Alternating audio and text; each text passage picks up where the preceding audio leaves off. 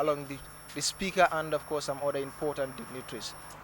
So we are going to bring you some analysis about the budget speech and of course the 2023 budget, but that will be after his speech. Yes, that will be after his speech. Of course, I'll be having Keksani here. I will also interview some other National Assembly members, of course, to have their say about the 2023 budget. So we're going to switch and get inside the National Assembly and see what exactly is happening and what is the Minister of Finance, Honorable Seedy Keita, going to tell Gambians today.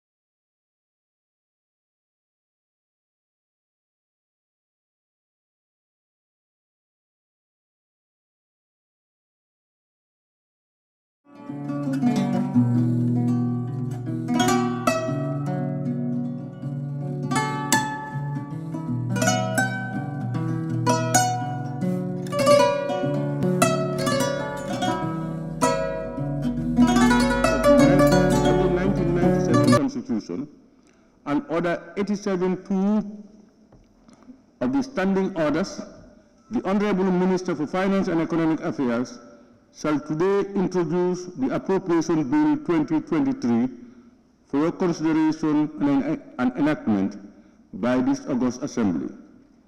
In doing so, and as per Order 87.4 of the Standing Orders, the Honorable Minister will set out any amendments made to the estimates, present and outline government's fiscal policies and programs for the year 2023, commonly referred to as the budget speech. Therefore, honorable members, the Honorable Minister for Finance and Economic Affairs will proceed to table the Appropriation Bill 2023 before us today.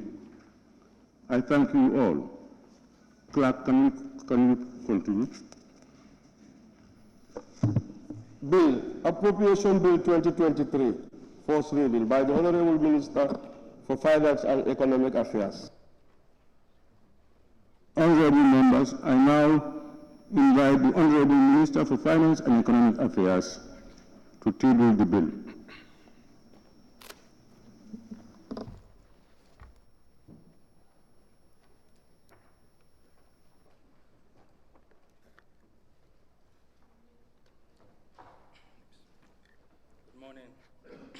Honorable Speaker. Good morning, Honorable Speaker, Honorable colleague ministers here in present, members of the National Assembly, members of the Diplomatic Corps, press, distinguished ladies and gentlemen. I beg to move that the bill entitled An Act to Provide for the Services of the Government of the Gambia for the period 1st January 2023 to 31st December 2023, both days inclusive, be read a second time. Introduction. The Gambian economy set out on a path to recovery despite the great uncertainty about the post-pandemic economic landscape, with significant improvements, especially in the services and industry sector. In 2021, the medium-term growth prospects were high, premised on a global vaccine rollout development partner support for the Gambia vaccine program, and better than expected resilience of some economic sectors. However, this situation was short-lived because the beginning of 2022 came with the emergence of the Russia-Ukraine war, lowering growth expectations and putting major setbacks in the recovery path. Initially optimistic growth prospects were dampened as the conflict severely affected global supply chains and commodity prices. This placed major obstacles in the growth trajectory of not only the domestic economy, but economies across the globe, bringing about downward revision to growth projections. The war has been a major blow to the global economy, with economies across the world registering higher inflation and slower growth in 2022. With Russia and Ukraine being major commodity producers, the supply chain disruptions triggered by closure of major seaports in the region increased prices significantly, eroded real incomes, and consequently affected demand. The ripple effects of these manifested in the domestic economy, pushing inflation to double digits for the first 9 months of 2022, a level that the Gambia has not experienced in the last 20 years. As we face these unprecedented times and global challenges with effects being felt in households across the country, the government has intervened through various channels, using both fiscal and monetary policy tools. With that said, it is imperative to note that it has been a challenging task striking a balance between fighting the negative impact of the crisis, especially on the population, and keeping the economy on a sustained growth path. Similar to the basic commodities, the global oil price hikes translated to unbearable domestic fuel price hikes, which triggered the need for government to provide subsidies to the tune of $1.3 billion in the first 3 quarters of 2022 to ease the effects of underpopulation. While this gave much needed assistance to the Gambian population, it also meant over $1 billion of foregone revenue for the government, which is unsustainable. As fuel prices have recently taken a downward turn, government moved towards a gradual adjustment of the domestic retail prices to recover losses in oil revenue. In addition to fuel price subsidies, government made other fiscal interventions, including the continued discount of 20% of the CIF value of basic commodities, fertilizer, 30% increase in the salaries of the civil service, and a revision of the 2022 budget featuring a series of expenditure cuts and revenue measures to create the fiscal space needed to accommodate these interventions and remain resilient against the shocks. To curb inflation, government took, through the central bank, a tightening of monetary policy stance by increasing the monetary policy rate by 2 percentage points during the course of the year. This was done with a careful consideration of the potential impact on growth as the economy tries to recover. Government also made foreign currency intervention to the tune of $87 million to support the availability of essential commodities and essential services. In the coming year and over the medium term, prudent policy response to realign with emerging socio-economic priorities will be crucial to remain resilient against the shocks and get back on a path to recovery. This includes reforms in key sectors which continue to be critical to support the systems to sustain recovery and growth in the medium term. Macroeconomic overview and developments in the global economy. As per the October World Economic Outlook, the global economy continues to face steep challenges shaped by the lingering effects of 3 powerful forces: Russia-Ukraine war, a cost of living crisis caused by persistent and broadening inflationary pressures, and the ongoing impact of the pandemic-related lockdowns and supply chain disruptions, especially in China. Global growth is forecast to slow from 6% in 2021 to 3.2% in 2022 and 2.7% in 2023. This is the weakest growth outlook since 2001, except for the global financial crisis period, and caused the acute phase of the COVID-19 pandemic, and reflects significant slowdowns for the largest economies. About a third of the world economy faces 2 consecutive quarters of negative growth, which is recession. More than a third of the global economy will contract this year or next, while 3 largest economies, respectively United States, European Union, and China, will continue to stall. In short, the worst is yet to come. For many people in 2023 will feel like a recession. The Russia-Ukraine war has led to a severe energy crisis in Europe that is sharply increasing the cost of living and hampering economic activities. Gas prices in Europe have increased more than 4-fold since 2021, with Russia cutting deliveries to less than 20% of their 2021 levels, raising the prospect of energy shortages over the next winter and beyond. More broadly, the conflict has also pushed up food prices in the world market, despite the recent easing of the Black Sea grain deal, causing serious hardship for low-income households worldwide, and especially in low-income countries. For advanced economies, growth is projected to slow from 5.2% in 2021 to 2.4% in 2022 and 1.1% in 2023. Growth in emerging markets and developing economies is expected to decline to 3.7% in 2022 and remain the same for 2023. However, growth in low-income developing countries especially is projected to rise from 4.1% in 2021 to 4.8% in 2022, then to 4.9% in 2023 respectively. Global trade volumes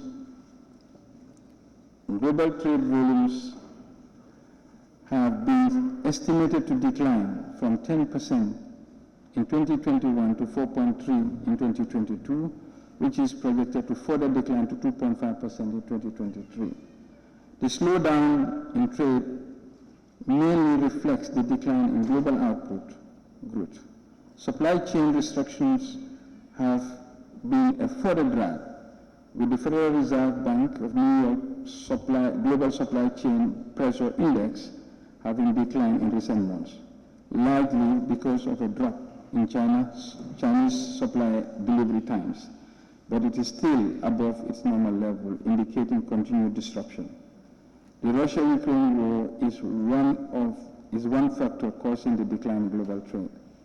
The United States dollar's appreciation in 2022 by about 13% in nominal effect terms as of September compared to 2021 average is likely to have further slowed world trade growth, considering the dollar's dominance in trade invoicing and the implied pass-through in consumer and producer prices outside the United States. Whereas the world trade growth is declining, global trade balances have widened and are projected to rise further in 2022. The widening of the balances has reflected the pandemic's impact. It has also, in 2022, mirrored increase in commodity prices associated with the war in Ukraine, which has raised the balance for oil net exporters and reduced them for the net importers. While inflation is increasingly important, firms still see COVID-19 as a dominant risk. The continued high numbers of COVID-19 mentions in the firm's earnings calls may reflect the pandemic's lingering effect on the labor market and supply chains. Global inflation is forecast to rise from 4.7% in 2021 to 8.8% in 2022, before declining to 6.5% in 2023. Upside inflation surprises have been most widespread among advanced economies, with greater variability in emerging markets and developing economies. The upward inflation revision for advanced economies is expected to rise from 3.1% in 2021 to 7.2% in 2022, before declining to 4.4% by 2023. For emerging markets and the developing economies, inflation is expected to rise from 5.9% in 2021 to 9.9% in 2022, before declining to 8.1% in 2023. Emerging markets and developing economies are estimated to have seen inflations of about 10% in the second quarter of 2022 and face a peak inflation of about 11% in the third quarter, the highest since 1999. The sharp appreciation of the United States dollars adds significantly to domestic price pressures and to the cost of living crisis of these countries. Capital flows have not recovered, and many low volume and developing economies remain in debt distress. The 2022 shocks will reopen economic wounds that were only partially healed following the pandemic. For many emerging markets, the strength of the United States dollar is causing acute challenges, tightening financial conditions and increasing the cost of imported goods. The United States dollar is now at its highest level since the early 2000s. So far, this appreciation appears mostly driven by fundamental factors such as the tightening of the monetary policy in the United States and the energy crisis. The global economy's future health rests critically on the successful calibration of the monetary policy, the cause of the war in Ukraine, and the possibility of further pandemic-related supply-side disruptions, for example in China. Positive measures ought to be put in place to mitigate the negative effects of the current macroeconomic and geopolitical factors. The impact of this on the domestic economy. Similar to global growth projections, the domestic economy is projected to register a modest growth in real terms from 4.3% in 2021 to 4.5% in 2022. Growth in the domestic economy remains challenging and depends on the global economic recovery through tourism and trade channels for further recovery. Mirroring trends in the global economy, the current account deficit is estimated to widen to 13.9% of the GDP in 2022, driven by infrastructure-related imports and the rising oil and food import bill, not only due to increases in the price of commodities, but also because the dollar should depreciate against the strengthening dollar, which is a universal phenomenon. Supply chain disruptions and the rising global inflation have worsened existing challenges in the supply and increased the price of essential commodities. In the domestic economy, average prices of both food and non-food commodities have been on the rise, bringing about unprecedented inflationary pressures. Inflation year-on-year stood at 13.3% as of end of September and is expected to continue on this path due to uncertainty surrounding the trajectory of the war and the outlook on oil prices, especially in light of the OPEC recent decision to cut production. On a more positive note, developments in the tourism sector this year are promising, despite the precarious conditions of the West.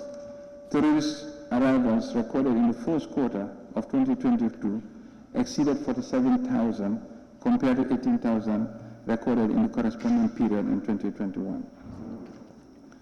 Developments in the domestic economy, real sector. The economic performance in 2022 has been relatively weak against initial projections made earlier in 2021. Real GDP growth for 2022 is estimated at 4.5%, a modest growth from 4.3% registered in 2021, when recovery from the pandemic was way underway. This modest growth is on the back of a contraction in industry and minimal growth within the services sector due to the Russia-Ukraine crisis. The agricultural sector is projected to register a modest growth of 6% in 2022 compared to 4.7% in 2021. This increase in growth is largely attributable to a relatively good rainy season, bringing about improvements in performance in crops, livestock, and forestry subsectors. The industry sector is expected to decline to 5.6% in 2022, coming from a strong base of 10.4% in 2021. This is largely as a result of a drop in the performance in construction and subdued recovery in manufacturing, as supply chain disruptions affected prices and the availability of both manufacturing and construction inputs. In the same vein, a risk of declining private remittances due to the rising cost of living in the West is expected to reduce private construction activities. Growth in the service sector is projected to remain at the same rate of 1.9% in 2022 as registered in 2021. This is because the better than expected performance in the tourism arrivals is not strong enough to make up for the relatively poor performance expected in wholesale and retail trade and finance and insurance, as well as a modest performance in transport and storage, as well as the communication sectors. Still reeling from the lingering effects of the pandemic, the sector continued to face challenges as the shock from the war has had similar effects, making recovery very difficult. Nonetheless, the impressive number of tourist arrivals registered so far this year indicates great recovery and good prospects going forward. The fiscal sector. Revenue and grants declined from 15.1 billion in the first 9 months to 14.2 billion in the same period 2022. The decline between the two periods is mostly attributed to a decline in the domestic revenue by 13%, specifically in taxes on international trade. This stems from increasing the level of subsidies on fuel to support social safety, among others, due to the impact of the Russia-Ukraine war on oil prices. Total expenditure increased marginally to 18.8 billion in the first 9 months of 2022 compared to 18.7 in the previous year. This was due to an increase in the current expenditure by 8% from 11.6 billion to 12.6 billion. During the period under review, personnel emoluments increased by 22% from 3.3 billion to 4.1 billion as a result of the 30% civil service salary increment introduced in July. Other charges recorded an outturn of 6.2 billion compared to 5.6 billion in the same period of 2021, indicating a growth of 12%. This significant increase was due to the increase in subsidies and transfers, which increased by 20% through subvention to agencies. Interest payments amount to 2.3 billion compared to 2.7 billion a year ago, recording contraction of 16%. Similarly, external and domestic interest payments declined by 19% and 16% respectively. The fiscal deficit, including the grants, worsened from 3.6 billion at the end of September 2021 to 4.4 billion in the corresponding period in 2022. Although grants increased, it was not sufficient to offset the impact in the decline of revenue for the period. The deficit excluding grants also worsened to 8.4 billion in 2022 from 6.7 billion in 2021. Revenue loss from tax exemptions, primarily duty waivers, increased from 1.1 billion in the first 9 months of 2021 to 2.2 billion in 2022. This is largely due to the implementation of the ongoing projects in rural roads, OIC, and agriculture education sectors. The public debt stock amounted to 90.7 billion at the end of September, compared to 83.8 billion at the same period. The increase of the public debt stock is explained by the foreign exchange loss on the foreign debt component of the debt stock, an increase in the domestic borrowing to the amount of 3.2 and 3.7 billion respectively. However, government is still within the domestic borrowing target as approved in 2022 national budget. Of the total debt stock in 2022, the domestic debt constitutes 35.9 billion, while the external debt stock constitutes 51 billion. Monetary policy, monetary sector. Growth in monetary aggregates have been decelerating, reflecting the impact of the ongoing crisis on the balance of payments on the net foreign assets of the central bank and commercial banks. Money supply grew slowed from 23.7% in June 2021 to 9.9% as at the end of September 2022, owing to a contraction in the net foreign assets of both the central bank and commercial banks. In September 2022, total money supply stock amount to 64 billion. The net domestic assets of the banking system remain the main source of liquidity that continue to drive the growth of the money supply. Growth in the net domestic asset, the main source of liquidity, remained robust, increasing by 30.8% at the end of September 2022. The increase in the net domestic asset was supported by increased borrowing by government and private sector. Annual reserve money growth contracted to 6% at the end of September from 24% recorded in 2021. The contraction in reserve money reflected the contraction in the reserve of commercial banks by 16%, in contrast to a marginal increase in currency in circulation. External sector. Preliminary balance of payment estimates show that the current account balance widened to a deficit of $25.6 million in the first half of 2022 from a deficit of $8.3 million in the corresponding period of 2021. The goods account balance recorded a deficit of $292 million in the first half of 2022 from a deficit of $31.3 million in the corresponding period of 2021. The widening deficit in the goods account reflects mainly the marked increase in the imports, especially the minerals and oils, vehicles, cereals, coupled with less than expected increase in the re-export trade. As at the end of September 2022, imports rose to $317.5 million compared to $281.3 million in the same period 2021. Driven by the increase in global commodity prices, exports increased to $25.5 million in the first half of 2022 from 20.6 in the corresponding period of 2021.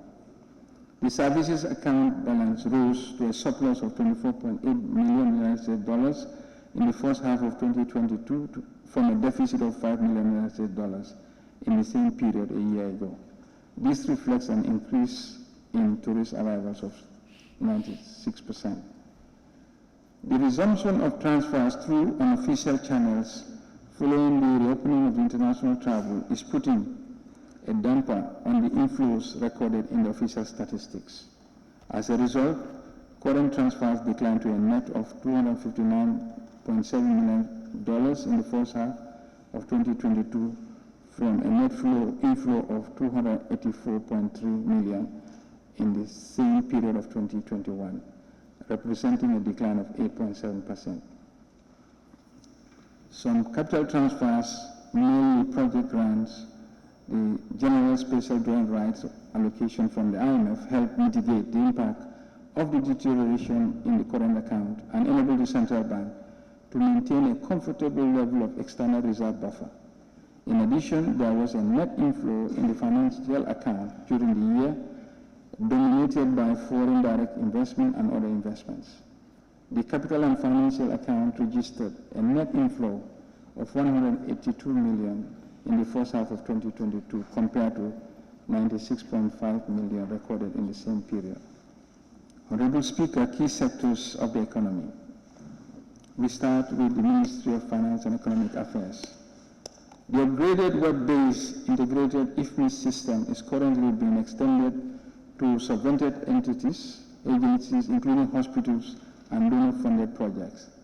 This will facilitate the production of more comprehensive government consolidated financial statements and improve the transparency and accountability of public resources. To further support the Treasury single account, a payment gateway portal is currently being developed. This would further facilitate the automation of revenue collection process across the country and ensure that the government revenue is collected electronically. This is expected to greatly improve revenue performance and reporting, towards supporting the full implementation of the Treasury single account. The government of the Gambia, through support from Afritac West of the IMF, is in the process of implementing an asset management policy for use across the government. This will help track all fiscal assets, property, plant, and machinery of the government. Currently, work is ongoing to produce an initial draft prior to the arrival of the technical assistance. The asset management policy is one of the fundamental aspects towards migrating to international public sector accounting standards, accrual accounting. In a bid to build on the gains registered, foster development, and address the existing challenges, particularly following the impact of the COVID-19 pandemic and the climate crisis, the government, through the Ministry of Finance, has initiated the formulation of a Green Recovery Focused National Development Plan, NDP 2023 to 2027, which will succeed the NDP 2018 to 2021, and the Long-Term Development Vision 2023 to 2050, which will succeed the Vision 2020. The former will guide government's development efforts and inform the public investment program and development strategies in the medium term, whilst the latter will serve as an anchor for a series of medium-term national development plans. The drafts of both plans are expected to be completed and adopted by the end of the year. Government will engage in an intensive resource mobilization effort for the recovery-focused national development plan in 2023. The Gambia presented its second voluntary national review this year to the United Nations, and the outcome of which will feed into the formulation process of the recovery-focused national development plan and will help in accelerating the implementation of the sustainable development goals. The impact of the COVID-19 pandemic has challenged the implementation of the NDP, eroding some of the gains that have been registered so far. The continuing conflict between Russia and Ukraine will pose a risk to the implementation of the recovery-focused NDP in terms of resource mobilization, including domestic resources. In this regard, the government will explore innovative and sustainable financing mechanisms to further enhance domestic resource mobilization to finance our development priorities. The Ministry has recently reviewed the 2022 to 2026 medium-term debt management strategy that seeks to help achieve the debt management objectives of ensuring government financing needs are met at the lowest possible cost, consistent with a prudent degree of risk. To achieve this objective, the Ministry will develop an annual borrowing plan with a 3-month rolling basis issuance calendar on both the Ministry's website and the central bank websites. This is geared towards enhancing transparency in public debt and provide investors with guidance on government's borrowing plan and strategy.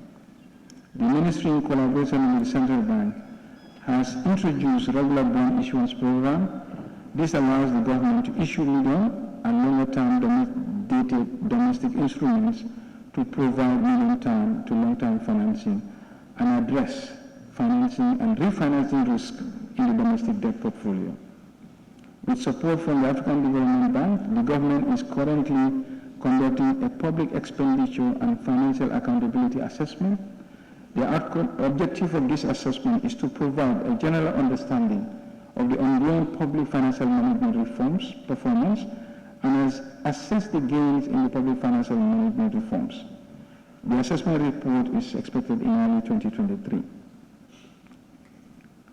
The government continues to benefit from support from the development partners to implement development projects. To this end, the EU has made commitment to support the government in the medium term in the areas of macroeconomic stability and economic performance, public financial management reforms, budget transparency and oversight, and adopting a new NDP.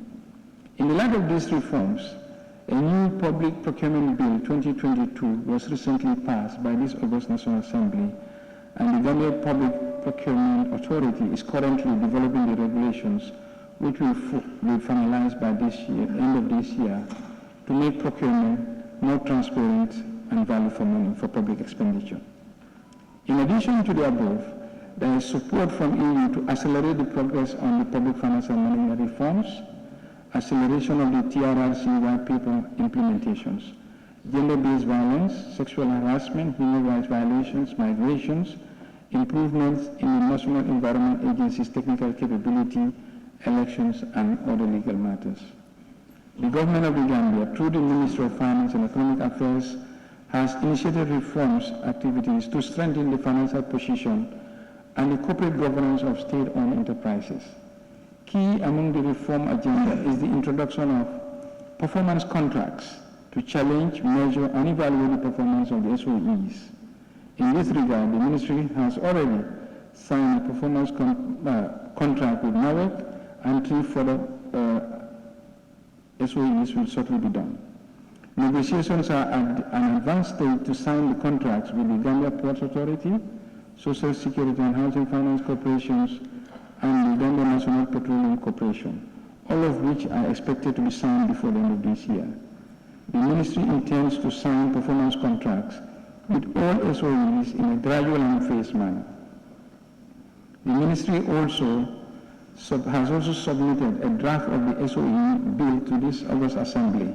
The bill centers on the creation of an SOE commission that will serve as an oversight and regulatory body for all SOEs.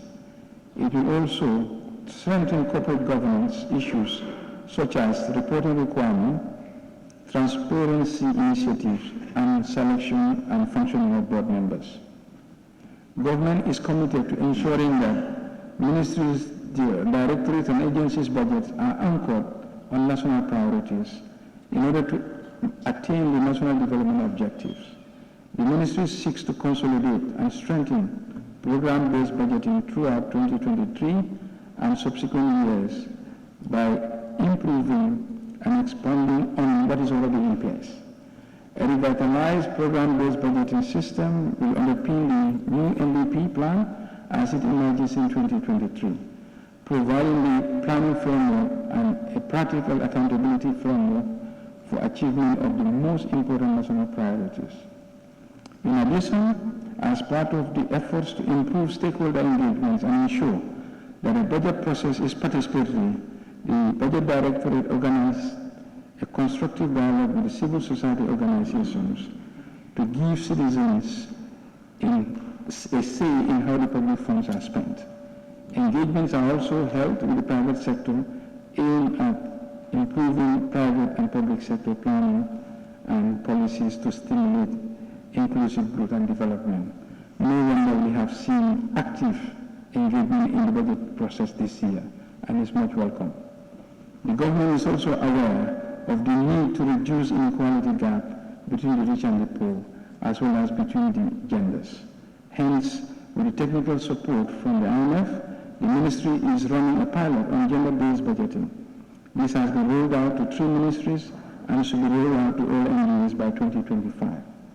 This will also entail the development of a work plan and the preparation of a draft template for gender-based budgeting results framework. A Directorate of Revenue and Tax Policy has been established at the Ministry to provide a more strategic focus on tax policy formulation, design, and monitoring. The Directorate is currently taking stock of existing tax systems, laws, and institutional arrangement supporting our domestic tax system.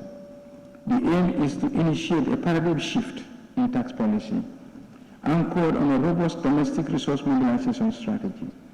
The recent economic crisis and regional efforts in harmonizing taxes have brought to light the need for tax policies that will build resilience, underpinned by a strong legal and regulatory framework that will guide and facilitate harmonization efforts. The tax expenditure has been an area of concern for the ministry, and intentional steps have been taken to carefully assess its magnitude, develop solid plans to work on a framework to curtail and better manage this going forward. Over the medium term, the Directorate's work will center on regularizing and standardizing all tax-related systems and practices so as to set a tone for improved revenue mobilization through a comprehensive tax policy.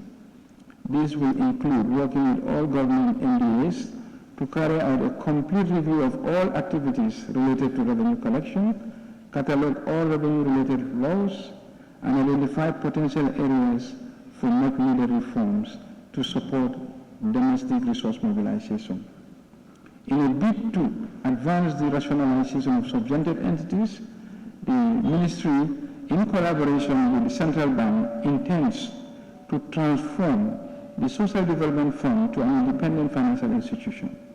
Similar efforts are being made to address the multiplicity of subjuncted institutions, currently which stands at about 60 agencies, with an annual budgetary allocation of about $4 billion. This is primarily aimed at rationalizing resource allocation. A review of subjuncted entities will be conducted in collaboration with government stakeholders and development partners in the next year. With a review to public investment management, the Gambia Strategic Review Board was created to enhance efficiency of public investment. The board is responsible for the appraisal and endorsement of all programs and projects to ensure their compliance and alignment to the national development priorities and strategies. During this year, the board has successfully reviewed the mainstreaming of TVET in the primary, secondary, and open school education to improve the perspectives of youths within and outside the main education system to access the labor market and or benefit, become self-employed. The board has also reviewed the West African Regional Digital Integration Program WADIP under the Ministry of Communication and Digital Economy to increase broadband access and usage and strengthen the foundations for the establishment of a single digital market in West Africa. With the support from the World Bank, the Ministry has developed a medium-term policy framework for the Public Investment Program 2022 to 2025, which is aligned with the 2023 fiscal year budget cycle and the NDP. The Public Investment Program will be piloted to key sectors with high involvement in capital investment projects such as health, education, agriculture, infrastructure, energy, and environment for ongoing projects, both using the GLF and donor funds. The Ministry will work with the development partners to develop capabilities and capacity of the pilot sectors on the public investment program and later roll out to other sectors. The Ministry of Finance and Economic Affairs, through the support of UNDP, developed and validated the Gambia Aid Policy 2023 to 2032. The key objective of the aid policy is to increase the effectiveness of external assistance and provide a basis on which the additional aid required to meet the country's short to medium-term needs can be mobilized. Productive sectors, agriculture.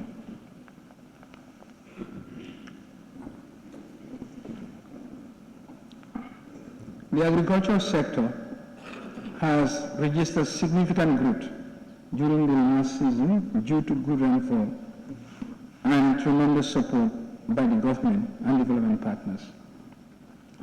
The production of major agricultural commodities has increased, and as a result, the per capita availability of imported food items has increased despite the increase in population. There is overwhelming evidence that the output of agricultural research continue to benefit our farming population and the entire population of our country. In view of this, agriculture is being accorded top priority in the country. The government plans to take up scientific and technological interventions for higher agricultural growth, especially towards climate resilience as climate change continues to pose unprecedented challenges to the farming community. The Ministry of Agriculture is implementing a total of 8 active agricultural projects with a total portfolio of $294 million geared towards the development, transformation, and modernization of the agricultural sector, with focus on key value chains, namely rice, maize, horticulture, to enhance the thematic areas which are well aligned with the ongoing NDP. A number of projects are being implemented through the Ministry's department and agencies to enhance climate resilience, youth capacity and employment, income and food security, and the development and promotion of pro technologies, among others. While the public sector remains the primary source of finance for the agricultural sector in the last 5 years, government intends to change these dynamics in the next 5 years. To that effect, the government shall create a risk-sharing mechanism with a view to de-risk the agricultural sector in terms of financial services from financial institutions.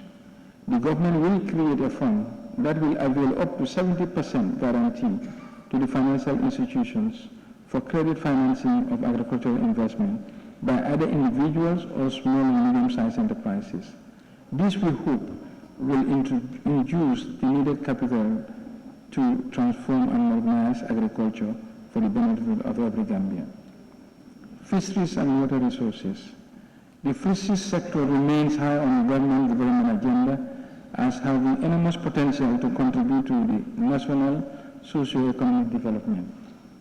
The ministry continues to make interventions with the objective of increasing fish production, eliminating or reducing post-harvest losses, and increasing the fish availability to the interior of the country, especially to increase the protein intake of the rural communities. The fisheries sector is faced with a myriad of challenges, including climate change, the impact of COVID-19 and Russia-Ukraine conflict. The latter has destabilized trade routes and created a rise in oil prices, which is the major input for both artisanal and industrial fishing vessels. The soaring price of oil have had serious negative impact on the entire fisheries value chain, such as an increase in the cost of pre-harvest fishing inputs and a rise in unemployment and a fall in the foreign exchange earnings. The sector also continued to suffer from growing, irregular, unreported and unregulated fishing from both the artisanal and industrial fishing, coupled with increased pressures on marine resources due to overexploitation and population growth factors. With these challenges in mind, the government will continue to make significant interventions to improve conditions in the industry. In the area of artisanal fisheries, government is providing fisheries infrastructural facilities, fishing-related equipment, and a means for fish distribution and marketing within the country in collaboration with development partners. Through different partnerships, improved fish smoking facilities such as the FAO Charoy technology have been provided in major fish landing sites. The provision of the FAO Charoy fishing technology smoking facility will contribute to the processing of high-quality standard smoked fish products. It will improve the health of women fish smokers to as exposure to smoke is virtually non-existent. The technology is efficient as it uses less fuel and wood compared to the traditional methods of fish smoking. Through the Climate Smart Rural Water Supply and Sanitation Development Project, with funding from the African Development Bank, the Water Resources Department has now constructed 108 solar-powered pipe water supply systems out of a targeted 144. This is aimed at providing safe and quality drinking water to 400,000 rural settlers. Additional drilling will continue once the rainy season ends, which is now. Additionally, Water Resources Department, through support from the Japanese government, has constructed 27 solar-powered pipe water supply systems to benefit people in rural communities. The government of the Gambia has invested $10 million on the drilling and rehabilitation of boreholes in the central and upper river regions. This, upon completion of the program, we expect 17 communities to benefit and have access to safe and quality drinking water. The Fisheries Department, through funding from the Green Climate Fund, will embark on a $25 million project to enhance climate resilience of the vulnerable fishing communities. This project will also intervene to rehabilitate existing fisheries jetties in Banjul and ensure licensed industrial vessels comply with landing requirements in the Gambia, as well as increase employment, availability of fish for domestic consumption, and ultimately reduce malnutrition and poverty. Communications and digital economy. The decisions to decouple the former Ministry of Information and Communication into two separate ministries in May 2022 reaffirmed government's commitment to the realization of the objective of its digital transformation agenda.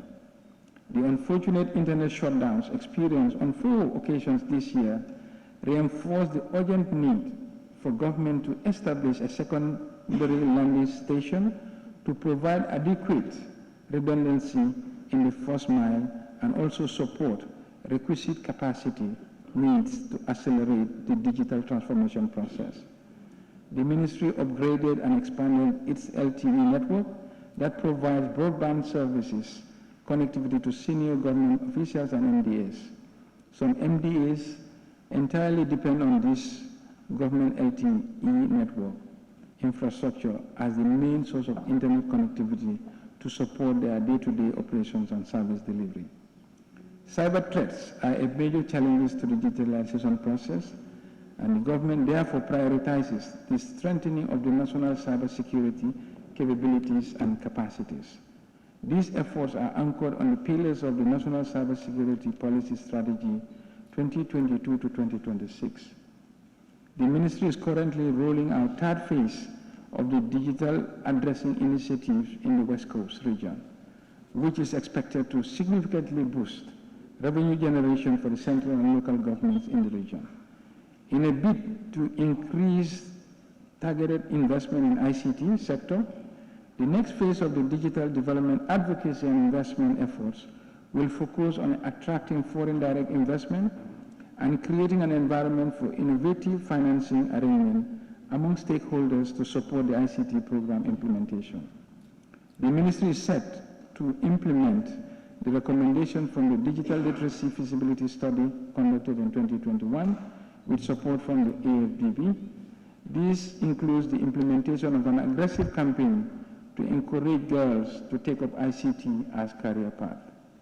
In an effort to increase access to broadband and digital services in West Africa region, the project development objective of WADIP aims to provide technical and financial support to digital markets. To spur research and development in the ICT sector, the ministry is on a roadmap to establish technology hubs in the Greater Banjul area and across all regions. The objectives of the initiative include fostering innovation, create employment and employability, and provide transformative ICT-driven solutions across the sector. Tourism and culture. The emergence of the global pandemic and the recent Russia-Ukraine conflict has negatively impacted tourism and dampened previously optimistic prospects as the economy started to recover from COVID-19 pandemic.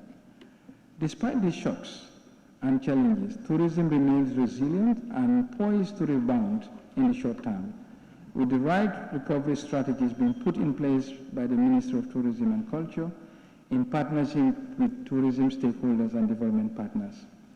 As such, well-thought-out policy reforms have been rolled out, culminating in the formulation of the new tourism policy and strategy called the National Tourism Policy and Strategy 2022 to 2031.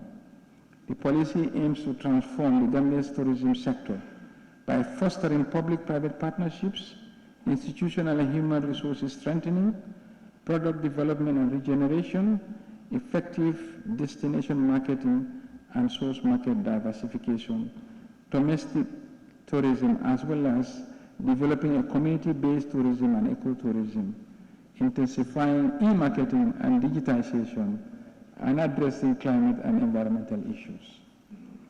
The ministry is committed to improving the tourism sector's performance and youth employment prospect, and as such has embarked on a few interventions, including a move towards digitization, the implementation of stringent health and safety measures, the construction of 3 roads in the tourism development areas, leading to major hotels, the renovation of craft markets, and the building of hubs to promote collective trading of tourism products in partnership with YEP and ITC, collection and digitalization of valuable cultural practices and traditions to preserve cultural heritage in partnership with the University of Hamburg, and the enhancement of ecotourism and community-based tourism through the deployment of regional tourism officers in all regions of the country.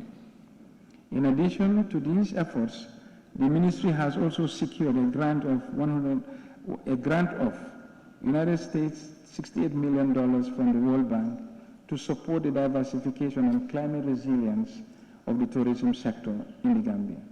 The project aims to assist in strengthening the institutional and policy framework, improve capabilities and access to finance for the tourism-related micro, small and medium-sized enterprises, suppliers, and enhance the attractiveness of selected existing but underdeveloped destinations. The project will also strengthen the sustainability of the coastal areas.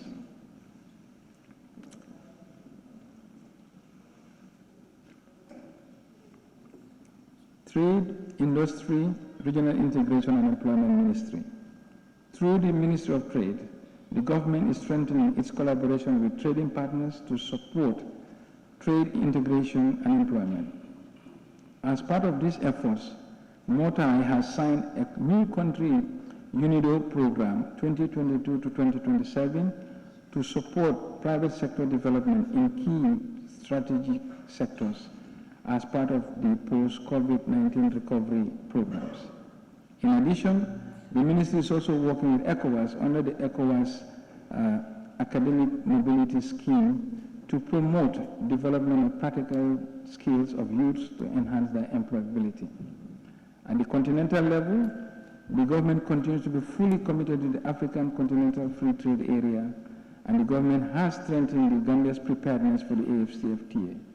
The ministry, with the support for United Nations Economic Commission for Africa, has formulated an AFCFTA national implementation strategy to leverage on the opportunities of the AFCFTA, while at the same time addressing challenges of the scheme and strengthening the institutional, policy and regulatory frameworks for effective implementation of the agreement. To enhance resilience of the business in the post-COVID world, the ministry has conducted a new national e-commerce assessment in collaboration with the Ministry of Communication and Digital Economy, with the aim of enhancing the MSMEs' access to digital technology to improve their businesses. The findings of this assessment are already incorporated in the new recovery-focused national development plan. The ministry, through its projects, provided technical and financial support to MSMEs to enhance their recovery process.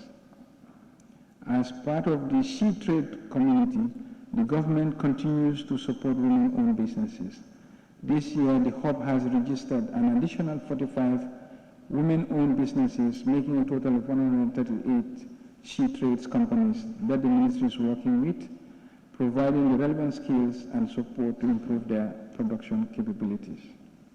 On competition matters, the competition is a key driver of growth, and having an effective competition regime is one of the pillars of a vibrant market economy. As part of its mandate, the Gambia Competition and Consumer Protection Commission conducted a series of market studies and investigations in various sectors such as airlines, real estate, pharmaceuticals, essential commodities, grain and cement, and issued policy advice in relation to the findings in each of these sectors. Among the priorities of the Commission for 2023 will include the setting up of regional offices and consumer protection tribunals in all administrative regions, conducting investigations into food products that are expired, construction sector, and food that do not meet the required weights and measurements. The authority will also develop a framework that would ensure consumers in the digital finance market are adequately protected and conduct an assessment on the education sector to make educational products and services more affordable and consumer-oriented. On employment promotion, the Ministry has finalized and received Cabinet approval and launched the National Employment Policy and Action Plan 2022 to 2026 with the objective of creating 150,000 jobs during the life of the policy. The objective of this policy is to create productive employment in the productive sectors. To further strengthen the labor administration in the country, the Ministry, in collaboration with the judiciary, has established industrial tribunals in all regions of the country. To track Gambian labor market and migration trends, the Ministry has established the labor market and migration information system, which is to be launched in early 2023. The Ministry is developing an enterprise formalization strategy aimed at formalizing informal businesses, broadening the tax base of the economy, and creating decent jobs for the Gambian youths. With regard to the investment promotion and facilitation, the Ministry, through GAIPA, has been able to attract $36.9 million through special investment certificates with the potential to create 1,185 jobs. To facilitate access to finance, the Ministry, through GAIPA, has established the Enterprise Development Fund, which will be used to support micro and small and medium-sized enterprises. Another significant achievement by the Ministry is the identification of land for the special economic zones for commercial and industrial purposes in 4 different locations in the Lower River region. The construction of a modern agro-pole to provide required facilities for provision of agro-processing and cold storage services is being supported by Enabel at one of the economic zones sites in Jinoi in LRR.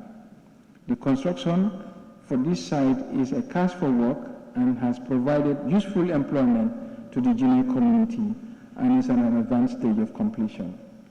As part of government efforts under the EU-funded WACOM project to build a new food testing laboratory as a national reference test lab at the Gambia Standards Bureau complex in Abuko, the Ministry, with technical support from the West African Competitiveness Project, is developing a national laboratory policy.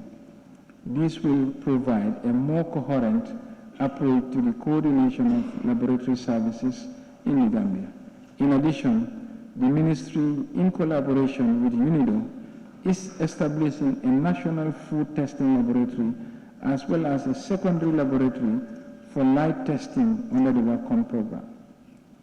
During the year, the Weights and Measures Bureau has been able to verify over 2,520 commercial weighing and measuring devices, including 190 petrol stations throughout the country and the actual load weighing system at the Senegambia Bridge.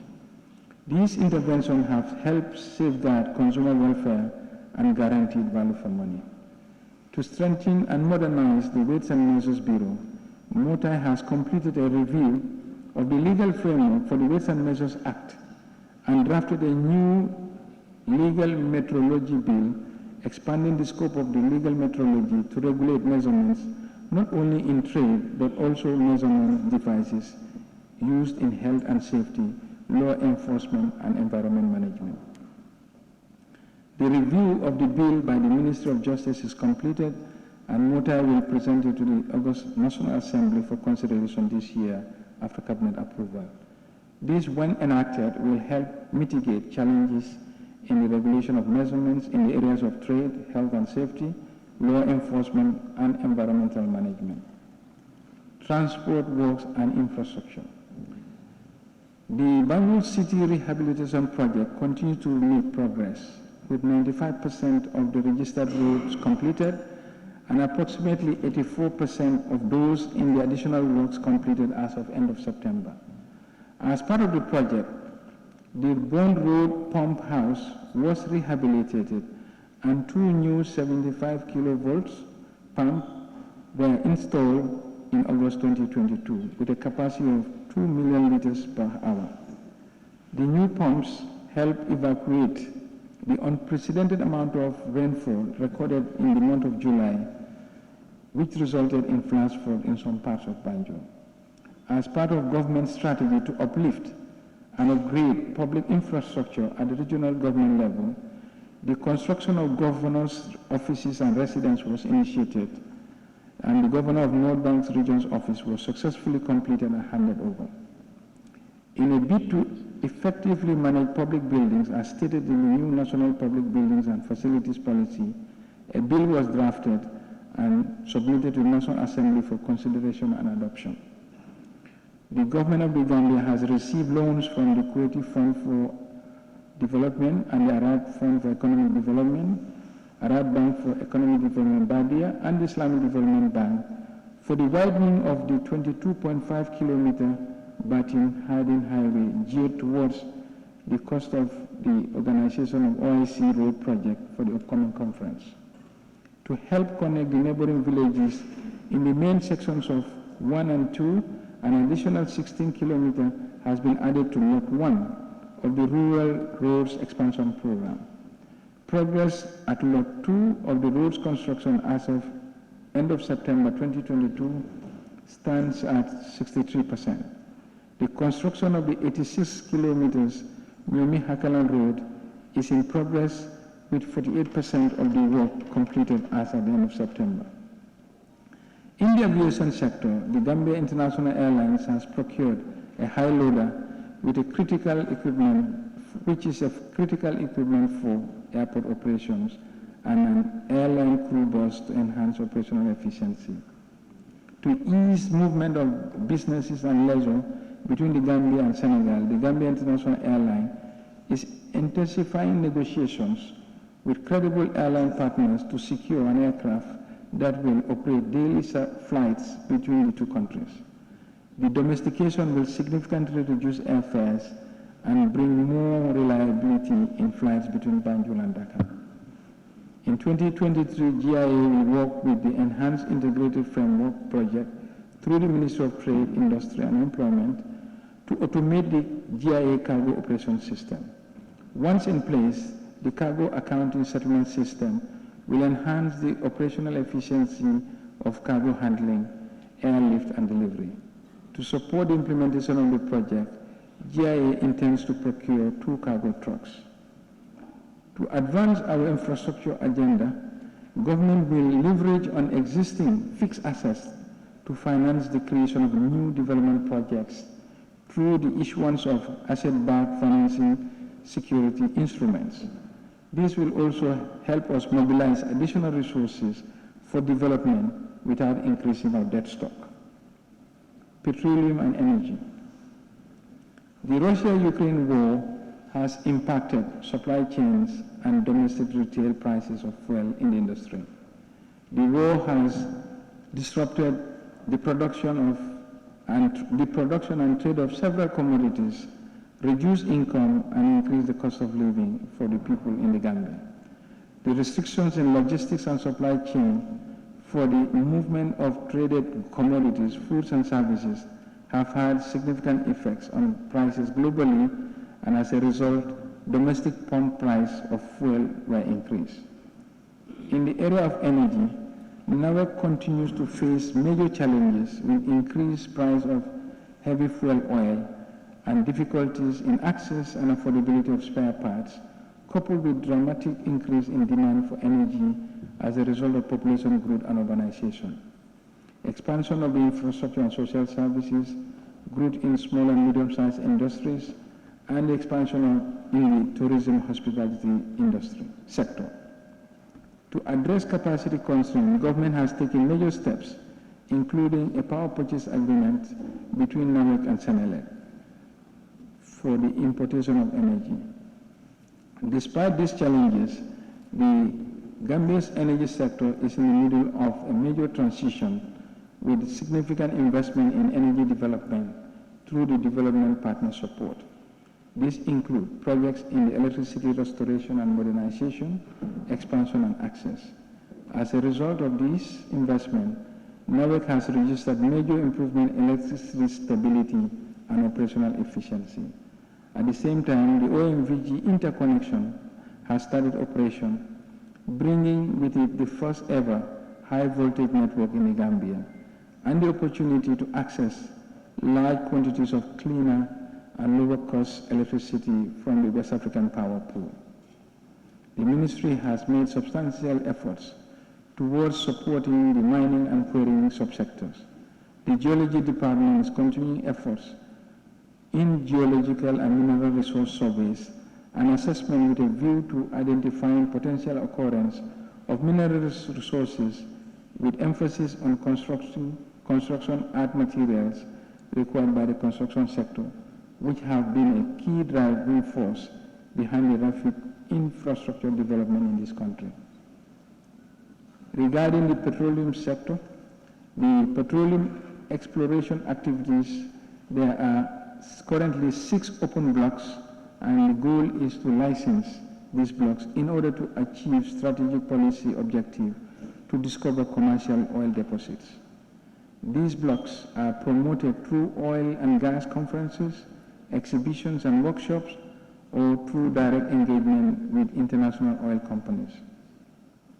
On the downstream, the ministry, together with the Gambia Bureau of Standards Bureau, is currently working on getting a laboratory for testing petroleum products.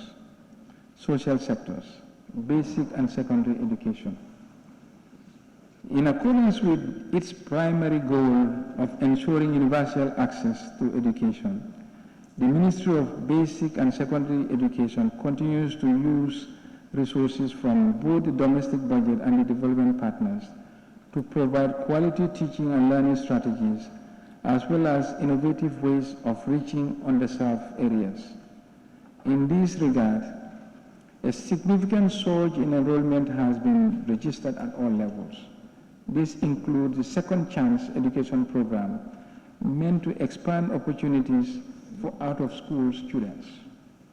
To ensure quality education delivery at all education levels, the ministry continues to collaborate with both the Gambia College and University of the Gambia to support and train teachers and increase the number of qualified teachers across all levels.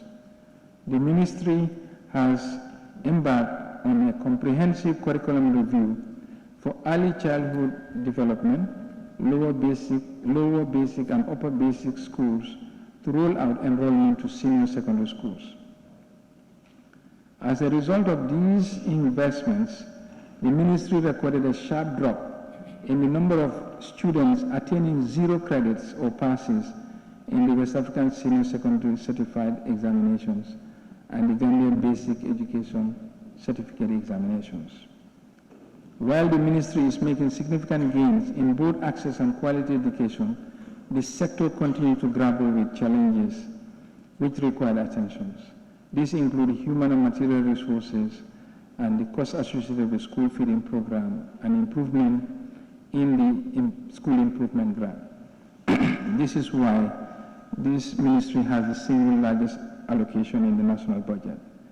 The successful implementation of all these planned activities needs the concerted effort and greater collaboration between government, development partners, and civil societies, including community participation, both in the short and medium term.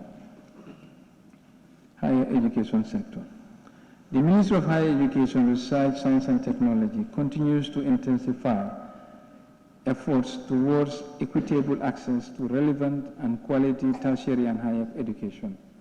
In line with this aspiration, the Ministry has implemented programs and activities within its higher education transformation agenda during the year under review. Simultaneously, MOHAS and partners have initiated programs to promote and utilize scientific research and technology development. The ministry has secured funding from the Islamic Development Bank and Badia to complete the second lot of the construction of the University of the Gambia campus at Faraba Banta. As Lot 2 is already at 95% completion, classes are scheduled to move to the new site in Faraba in the second semester of this academic year. The government is complementing these efforts by providing adequate bus services for students and staff. To address employability and Africa's human capital formation construction,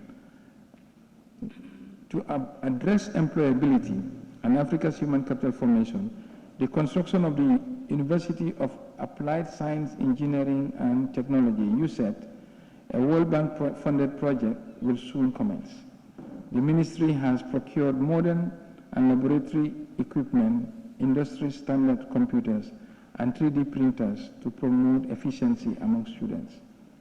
To address youth migration within and outside the borders of the country, rehabilitation works at skill centers across the country are near completion. These skill centers will have accommodation facilities for students and staff and will run courses that are responsive to the needs of the country and the local communities. More sites have been identified, one of which will specifically focus on agricultural, agribusiness skills. A higher education financing model is being developed, and as part of the strategies identified, the ministry will pilot its first student loan scheme next year. This is one of the surest ways of allowing every brilliant youth to pursue higher education ambition to higher heights.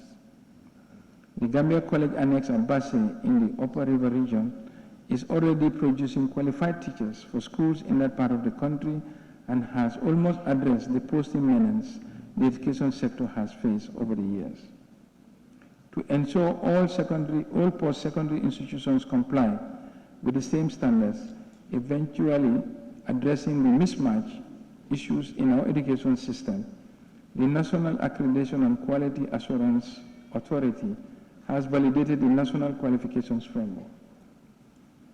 The Ministry will present a draft bill of this framework for ratification shortly.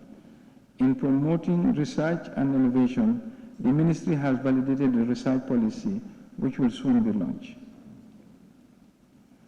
The COVID-19 pandemic has brought to light the need for digitalization, especially in the education sector. The Ministry is therefore working on a digitalization strategy and will work closely with the Ministry responsible for digital transformation to ensure e-learning as well as digital libraries and e-education management permeate our delivery structures. The health sector. In the wake of the current global crisis that have caused both health and economic havoc around the world, including the Gambia, the government through the Ministry of Health continues to commit itself to the provision of quality care services which is accessible, affordable, and responsive to the needs of the population. Over the period under review, the sector successfully expanded and developed good healthcare services through improved infrastructure, personnel, and supplies on a reformed health financing landscape. Additionally, key health indicators have improved, notably maternal and child health, skilled birth attendance, postnatal care, and nutrition. On the maternal and child health services, significant gains are registered during the past years as infant mortality rate and under 5 mortality rate reduced significantly, while the percentage of deliveries conducted by skilled birth attendants in health facilities increased. Access to services in maternal and child health considerably improved. The sector's introduction of the Gambian National Health Insurance Scheme is a major achievement. The Act to establish the scheme became effective in November 2021 to particularly benefit the poor and the vulnerable while serving as a social safety net. On the training of healthcare personnel, the Gambia government now offers postgraduate training at Edward Francis Small Teaching Hospital, while the UTG also offers health-related programs at bachelor's level. As part of efforts to revitalize and implement the concept of primary health care in the country, the primary health care unit at the ministry witnessed a significant increase in the primary health care in key villages. The implementation of the strategy paid off with significant improvement in the health status of the people. The development of the Civil Registration and Vital Statistics Bill 2022 is ongoing and will be submitted to the National Assembly when finalized. This bill will create universal access to health services. Currently, HIV and AIDS services are provided in almost all the health facilities across the country. On healthcare infrastructure, there are a wide range of construction works in progress to expand the services throughout the country. Amongst them is the construction of a National Emergency Treatment Center, National Laboratory Center, Blood Transfusion Center in Fatou, and other new health facilities. The construction of a modern waste treatment center in Fatou has been completed and launched. The ministry plans to undertake refurbishment, maintenance, and construction of health facilities in both rural Gambia and urban Gambia as well. Construction of a National Diagnostic Imaging Center at Fatou, neonatal intensive care unit at Edward Francis Small Teaching Hospital, and the doctor's accommodation at Biam General Hospital are of importance. On public health research, the country has consented to the implementation of several international health accords on health research, and the Gambia has seen an unprecedented increase in advance in healthcare research and delivery over the past few years. The ministry has established a partnership with Health Strategy and Delivery Foundation based in Nigeria to help the sector develop research priorities. As demographic changes and the population becomes better informed with growing expectations, the need to provide quality care that is responsive to the needs of the population becomes a necessity. This has been clearly stated in the National Health Policy, which targets the acceleration of quality health services to achieve universal coverage. Children, Gender and Social Welfare Ministry.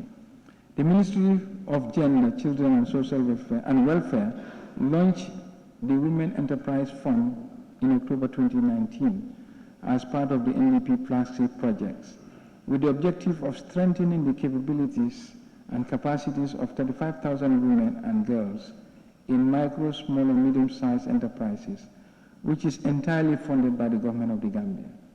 From commencement to date, the Women Enterprise Fund has trained 24,000 women and disbursed $21 million to 257 women groups across the country.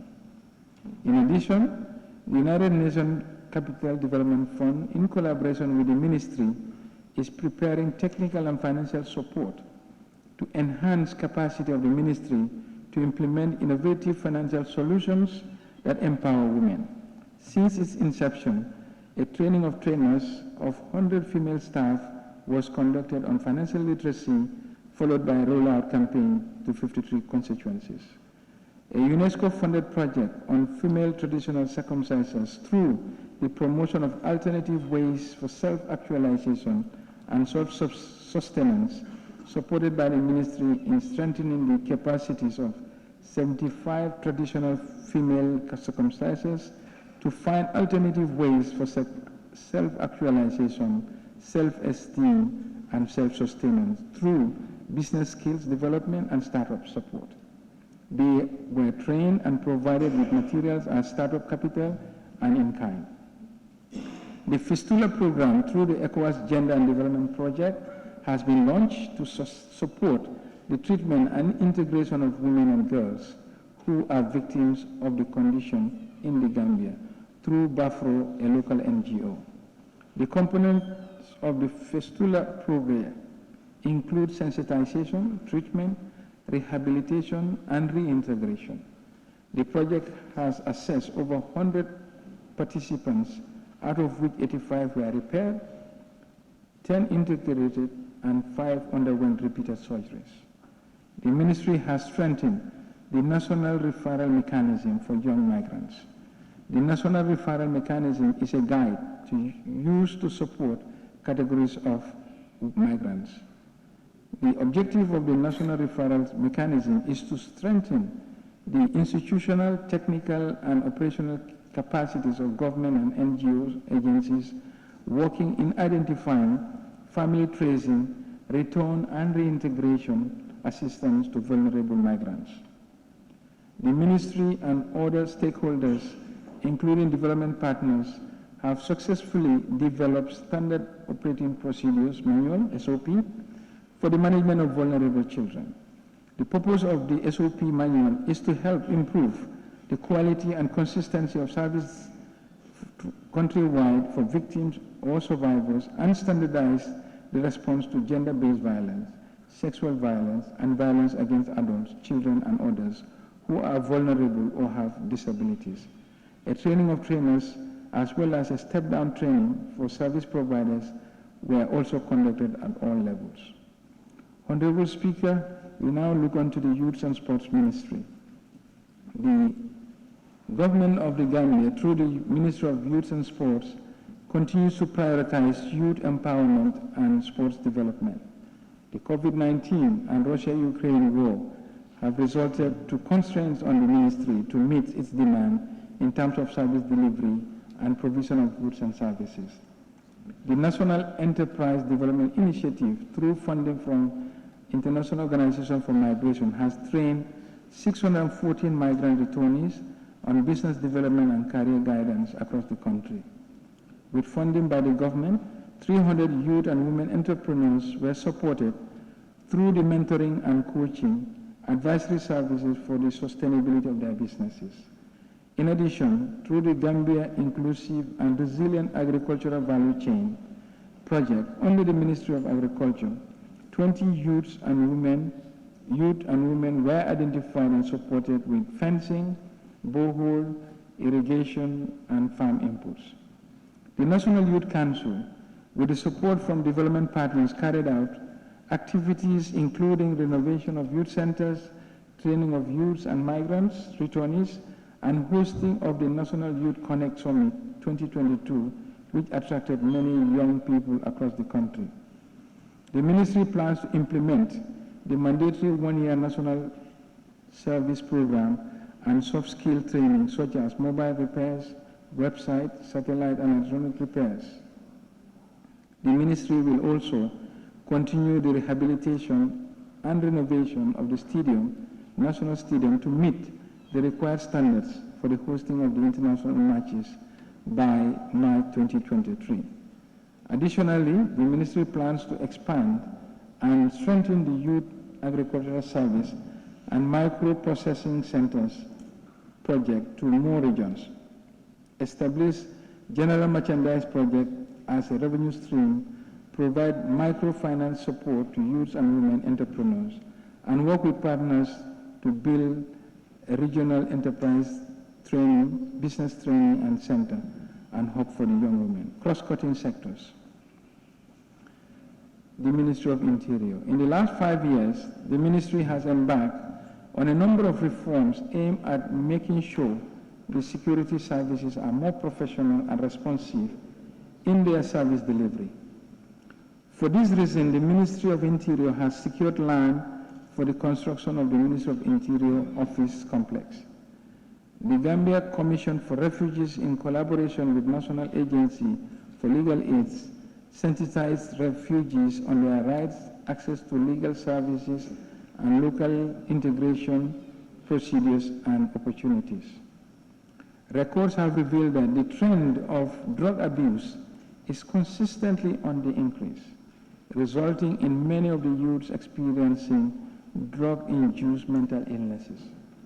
To tackle this, the Drug Law Enforcement Agency intends to implement a rehabilitation program for victims of drug abuse to trigger a national shift from approaching drug abuse as a criminal justice issue to a public health problem. The Gambia Fire and Rescue Services has received 6 fire engines from 56 partners through the Carnegie Municipal Council based in the United Kingdom. The construction of the Bajakunda Fire and Rescue Service Station has been completed and is fully operational. The Gambia Prison Services, through the intervention of the government and partners, has trained 15 officers and 50 inmates on different skills, construction of staff quarters and rehabilitation of prisons in Janjanbureh. The government of the Gambia established the Ministry of Information, following the decision to decouple the Ministry of Information and Communication Infrastructure, primarily to address democratic pluralism and safeguard the fundamental rights and freedoms guaranteed under the 1997 Constitution. The Ministry is working with partners and civil society organizations to revitalize and decentralize the rural communities, information centers across the country. This will promote social cohesion and equitable socio-economic development outcomes. The government, through a collaboration with the media and the civil society organization, has enacted the Access to Information Bill. The enactment and the presidential assent of the Access to Information Act 2021 symbolizes a complete departure from the history of adversarial media-government relations to an era that proactively seeks to anchor symbiotic collaboration, consultation, and inclusive governance. As a next step, the Ministry is working towards developing an ATI implementation strategy framework. In addition to the current endeavors, the Ministry is working on a plan to create a modern media press center to empower the actors in the information value chain and address press freedom and open governance initiatives. The Justice Ministry. The government, through the Ministry of Justice, invested in the transitional justice process, especially the Constitutional Review Commission and the Truth and Reconciliation and Reparation Commission. These two processes, together with local and international cases and arbitrations matters, were the main focus of the ministry. The TRRC completed its public hearing, submitted its report, and government released a white paper in May 2022. Currently, the ministry is at a stage of developing and implementing the recommendation of the TRRC white paper. The government of the Gambia is fully committed to the implementation of the white paper, and as such will establish the necessary structures for the prosecution of individuals adversely mentioned in the Jammeh-era crimes. This will include the creation of a special prosecutor's office and a special investigations unit, finalization of the treaty between the government of the Gambia and ECOWAS Commission with regards to the cooperation and establishment of internationalized court for the prosecution of human rights violations committed, establishment of Victims Reparation Commission for the payment of reparations emanating from the TRRC report, and an enactment of legislation and legislative review for the establishment of an internationalized court. To ensure transparency and accountability, the Office of the Curator is part of a pilot scheme of the IFMIS system. Plans are currently underway to put the necessary equipment in place to get the system up and running. The companies register plan to open offices in Basse with a view to decentralized registration of companies and also with a view of easy access. Efforts are also underway to upgrade the IT infrastructure to make the system more efficient. The office intends to embark on rigorous inspections to ensure compliance and increase revenue. The Office of the Ombudsman. One of the Ombudsman's priority areas under the NDP is decentralization. To that effect, the government's approval for a new Ombudsman's office in the Central River region is being implemented. Additionally, the Office of the Ombudsman has proposed the opening of a new office in the West Coast region, which will mark the completion of its presence in all regions. To strengthen its operations and actualize its broader mandate to the public, the Office of the Ombudsman has appointed investigators who will be posted to the various regional offices across the country. In 2023, the work of the office will continue to be largely characterized by routine activities in terms of investigation of complaints, visiting prisons and detention centers, as well as creating the needed awareness on the rules and functions of the office. Furthermore, the Office of the Ombudsman intends to deepen its work in the area of asset declaration, in line with the Section 223 of the Constitution as anti-corruption strategy to fight illicit enrichment in public office. Public Service, Administrative Reforms and Policy Ministry. In a bid to create a merit-based system for promotion, training and development, and to strengthen effective service delivery within the civil service, the Ministry of Public Service, Administration and Reforms has implemented a robust performance management system and also an effective and efficient recruitment system, e-recruitment, within the civil service. Earlier this year, the ministry led new initiatives through the Common Country Assessment Facility to forge a new cooperation framework that will replace UNDAF as the modus operandi designed to chart the strategic direction and results expected from this cooperation.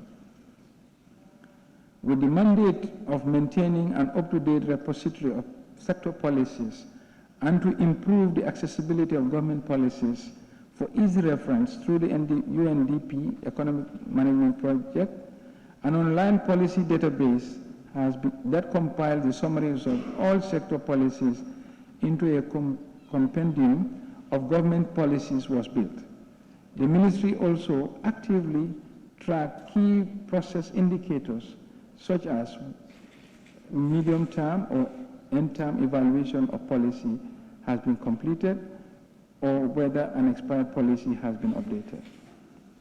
The ministry, in collaboration with the Ministry of Finance and Economic Affairs, is coordinating the ongoing NDP SDG Coordination Mechanism project funded by UN Resident Coordinator's Office to interface all government data points to a dashboard. This will provide guidelines on how government can address coordination gaps and growing challenges, streamline coordination and reporting, and develop and adopt policies and systems that guide planners and decision makers on the level of progress on the NDP SDGP program. The ministry led the coordination of the MSDG 5th state in the National Forum to support Gambian diaspora participation in national development initiatives in partnership with other stakeholders. In addition, the ministry led the implementation program of the Governance and Leadership Project 2020 to 2022 that seeks to strengthen inclusive citizen engagement for more accountable governance in the Gambia. The ministry, with support from the Commonwealth Secretariat, is working on reinstitutionalizing a performance management system in the civil service that will hold the MDAs accountable for what they are mandated to execute on an annual basis. The rule will be for all MDAs to enter into some form of performance contracting with the Office of the President that sets clear guidelines as to how they would be evaluated. Ministry of Environment, Climate Change and Wildlife. The ministry is continuously working with local, regional and international partners in trying to keep our environment and natural resources intact and has been leading the resource mobilization process for the betterment of our country. All these activities and strategies are geared towards the achievement of the goals of the MDP. The ministry has advanced in the preparation of the West African Coastal Area Resilient Investment Program to the tune of $46 million. This project is aimed to address coastal erosion, drainage systems, and building resilience in the communities of the country. The Ministry of Environment, through the Ecosystem-Based Adaptation Project, is at an advanced stage on the construction of 8 multi-purpose centers and a central processing facility at Brikanaba in CRR for the processing of forest and agroforestry natural resources products for value addition. The facilities, which will provide employment opportunities and increase income generation for livelihood support and to better preserve natural products, is set for operation before the end of the year. On the restoration of mangrove ecosystem, the project has planted 200 hectares of mangrove ecosystem to support the improvement of the marine ecosystem, which could be used for carbon trading in the near future.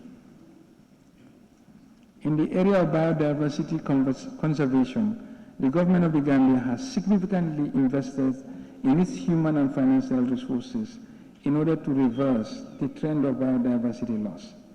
This was partially achieved through the partnership with development agencies such as UNDP, GEF, and NGOs. All these initiatives have laid down the foundation of a solid and sustained institution responsible for biodiversity conservation in the country.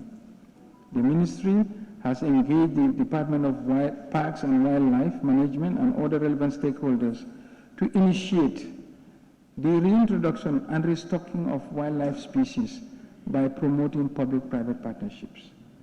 The ministry has finalized and validated guidelines for the private sector involvement in natural resource management and exploring bilateral relationships with other countries to facilitate the capture, transfer, and relocation of some extinct wildlife species into our various parks and reserves in the country. The Ministry of Lands and Regional Government.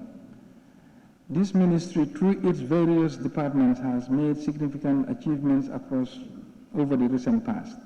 Some of the achievements include capacity building and strengthening of the decentralized structures, improvement in city planning and management, and a move towards digitalization. The program for capacity building and strengthening of the decentralized structures aims to further strengthen the institutional capabilities of the decentralized structures, particularly village and ward development communities, local councils, and community-based organizations in all the regions. This will address strategic pillars 1 and 4 of the NDP 2018 to 2021. With regard to Banjul, the ministry has embarked on the following initiative. 1, the development of a land use plan to improve the management of the use of land for residential versus commercial purpose. 2, the study of a drainage system which will facilitate the effective mitigation of flash floods during the rainy season, and a planned demolition of dilapidated structures identified within the city to protect lives and property. On the digitalization, the ministry has also commenced the process of digitizing maps in order to enhance the efficiency and effectiveness of land management. Currently, the ministry uses coordinated system to geo-reference land use report applications, which has minimized double allocation and land dispute. Ministry of Foreign Affairs. The government of the Gambia, under the leadership of His Excellency the President of the Republic, would continue to undertake initiatives to bring about international actions through proactive diplomacy that advance the national interests of the country and her citizens, including those in the diaspora, as well as to make a contribution to building a world community in which there is enduring peace and security, expanding freedom, and lasting prosperity. The government's engagement with multilateral and bilateral partners over the years yielded fruits for the country. This can easily be seen in the recent impactful engagement and conclusions with bilateral and multilateral partners, including the United Nations Peace Building Commission and other UN agencies, AU, ECOWAS, OIC, IMF, World Bank, African Development Bank, Islamic Development Badia, Saudi Fund for Development, amongst others. As a country, our strategic interests in terms of geopolitics, economic, cultural, and composition of our diaspora and wider global engagement have changed over the years. Hence, the infrastructure needed to serve the new paradigm shift also needs to change, both in terms of structures and resources. In the light of this, the government's plan to build a highly responsive, effective, efficient, professional, and career-driven foreign service that would be better suited for the purpose. To achieve this, ongoing reforms will be expedited, and initiatives and other reforms will be undertaken geared towards institutional strengthening with emphasis on capacity building and improved service conditions for the foreign service officers. Policy documents such as the Foreign Service Bill will be finalized and submitted to this August National Assembly in 2023. It is of national interest for the government to own the properties it occupies in strategically located foreign missions. This is of utmost importance, especially in countries of long-term interest. This is intended to bring about cost savings in the long term, and the Ministry of Finance and Economic Affairs will work closely with the Ministry of Foreign Affairs to implement this next year. Data and statistics. The Gambia Social Registry is a consolidated database containing key information about current and potential beneficiaries of the social protection programs. The exercise has so far been completed in 36 districts. These include all districts of URR, LRR, CRR, and North Bank region, and 5 districts in West Coast region. Funds have been acquired from the World Bank to cover the remaining 4 districts of West Coast region, and the listing of structures and households is in progress. The state of food security and nutrition in the world is an annual flagship report jointly prepared by FAO, IFAD, UNICEF, World Food Programme, and WHO to inform on the progress towards ending hunger, achieving food security, and improving nutrition, and to provide in-depth analysis on key challenges for achieving this goal in the context of the 2030 Agenda for Sustainable Development. The report targets a wide audience, including policymakers, international organizations, academic institutions, and the general public. In order to adequately report on SDG 2, the Bureau, in collaboration with the Ministry of Agriculture, conducted a food security and nutrition survey in September-October 2022, jointly funded by World Food Programme and FAO. To improve quality and timeliness, the Bureau is conducting a digital census in 2023 as per the requirements of the United Nations Principles and Recommendations for Population and Housing Censuses Revision 3. In the same light, the Bureau will conduct the 2023 population census as well as the economic census and the integrated business enterprise survey to rebase the GDP from 2013 to 2022 for a more reliable estimation of national economy. The broad objective of the Labor Force Survey 2022 is to obtain comprehensive data on the status of the national labor market. The survey provides data on socioeconomic characteristics of the labor market, informal sector activities and training needs of the labor market, educational levels for use in planning, policy implementation, monitoring and evaluation of government programs aimed at improving the livelihood of the population and especially the vulnerable groups. The household listing was conducted in August 2022, and the main field work will begin in December 2022 and expected to be completed in January 2023. This survey is jointly funded by the Government of the Gambia, UNDP, ITC, and ILO. The Bureau plans to embark on the development and compilation of quarterly gross domestic product for the first time in the Gambia. This exercise began in March 2021, and the preliminary estimates from 2013 to 2022 will be published by the end of the fourth quarter of 2023. The objective of this exercise is to provide a comprehensive assessment on the performance of the Gambia's economy on the short term, as well as to establish comparability of economic statistics across the region. In 2023, the Bureau plans to rebase the Consumer Price Index from January 2019 to January 2022 using the 2019-2020 Integrated Household Survey data and disseminate the key findings of the 2020 to 2021 Integrated Household Survey. Now turn on to the revenue administration. The Gambia Revenue Authority has faced challenges in revenue collection as a result of the Russia-Ukraine war so far this year, but ongoing reforms have contributed positively towards performance.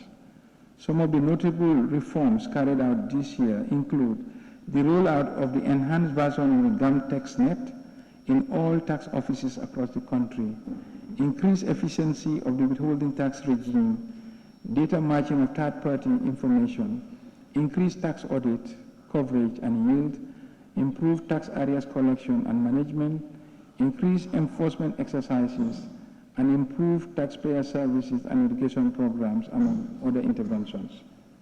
Additionally, the authority launched the Ascuda World System, an online platform, at all the major border posts as part of efforts to modernize and digitalize the revenue collection. The Ascuda World offers a web-based platform for importers, exporters, or other agents or their agents to log into the system from the comfort of their homes or offices, make declarations, assess themselves, and make payments at any commercial bank without the need to visit any GRA office. For easy understanding of the system, the authority has drafted the tax agent regulations and Ascuda World regulations. Recent reports indicated that the Ascuda World has greatly improved the collection efforts. In other areas of the digitalization, work is ongoing in the implementation of an integrated tax administrative system for the administration of domestic tax, migration from EPICO 9 to 10 in line with the government's public finance management reform agenda, as part of efforts to integrate risk management in all GRA operations and activities. The authority procured a new enterprise risk management system and software. A review of the implementation of the revised 2022 budget. The outturn of the expenditure and net lending is projected to reach 30.7 billion against the revised budget of 31.1. In comparative terms, the end year projection is estimated at 412 million below the revised budget.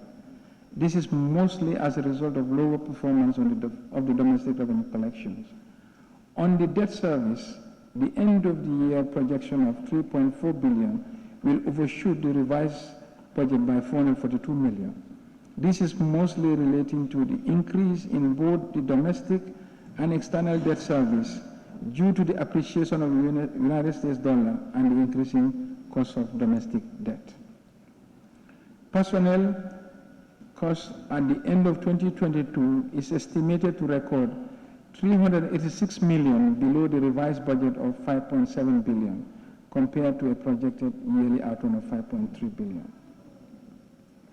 Honorable Speaker, we now focus on the medium-term growth outlook. Recovery and growth prospects over the medium term will be subdued as conditions remain precarious as a result of the conflict. With the economies across the world being negatively impacted by the Russia-Ukraine conflict and the global growth projections are being revised downwards, the medium term promises to be challenging. Although the West grapples with the effect of conflict on their real incomes, tourist arrivals for 2022 to 2023 tourist season has improved, signaling positive moves towards recovery in the service sector. Performance in the industry sector is expected to decline slightly as most of the subsectors are directly or indirectly affected by the supply chain disruptions associated with the manufacture and construction of inputs, which are usually imported from war zones. Due to the uncertainty in the prospect for the industry and trade, the economy will rely heavily on other productive sectors to perform as projected in the medium term. The risk of a poor rainy season in the medium term could also exacerbate volatility, hence recovery efforts must be premised on a strong commitment to a medium-term policy reform to ensure resilience. The agricultural sector is expected to continue on a steady path to recovery after the downturn in 2021, with the growth rate projected to increase to 6.5% in 2023 and averaging 5.3% by 2022. This projection is largely on the back of two factors. First is the improved investment efficiency in the agricultural projects, coupled with increased private sector participation in rice and vegetable farming, and second, the increase in fish production, which by 2022 represent more than 50% of total agricultural production.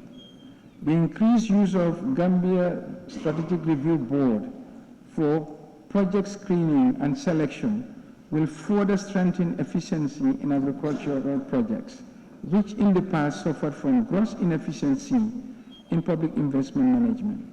Fish output is also expected to perform well over the medium term. While the industry continues to be the main growth driver, its path to recovery from the pandemic has suffered yet another setback from the conflict, coupled with some major projects under construction coming to an end in 2022. As a result, the growth is expected to hit 6.7 in 2023 and remain on an average rate of 6.5 until 2026.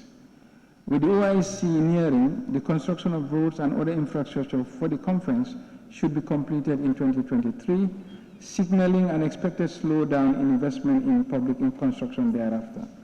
Similarly, private construction also faces the risk of a slowdown, as we have already started experiencing a decrease in the flow of private remittances as cost of living in the West increases. Although the slowdown in construction will reduce sand mining, the mining and quarrying subsector is expected to remain on a decent path in the medium term due to the increase in export of heavy mineral concentrates. The service sector is expected to register a subdued recovery over the medium term from the effects of the pandemic and the war.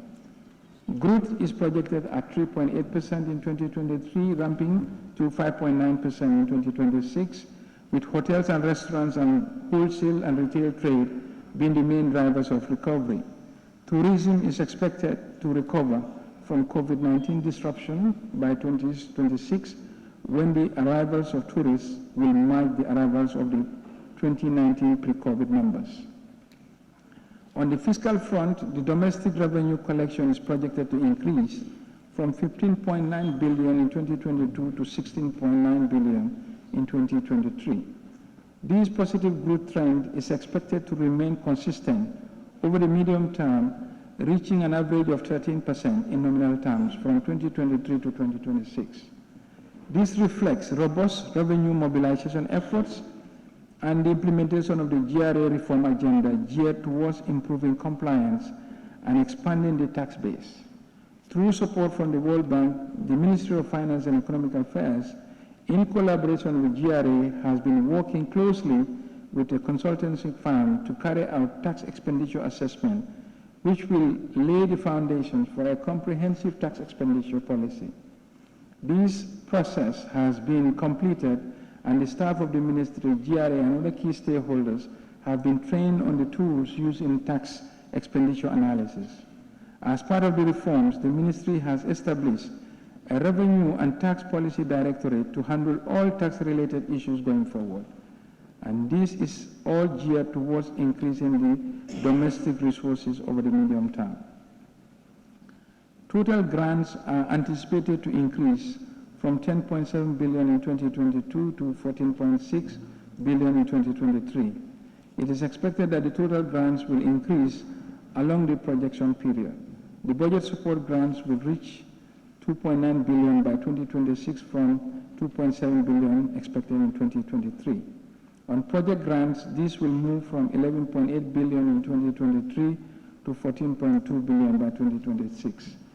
The increment in project grants reflect the potential of new investment projects that will support the rapid growth of the economy in the medium term, despite the adverse circumstances in the international market. The 2023 budget support have already been discussed with the development partners and they have passed the test for inclusion in the budget. The total government expenditure is projected to increase from 31.2 billion in 2022 to 35.4 billion in 2023, and over the medium term is expected to increase gradually to the tune of 42.8 billion.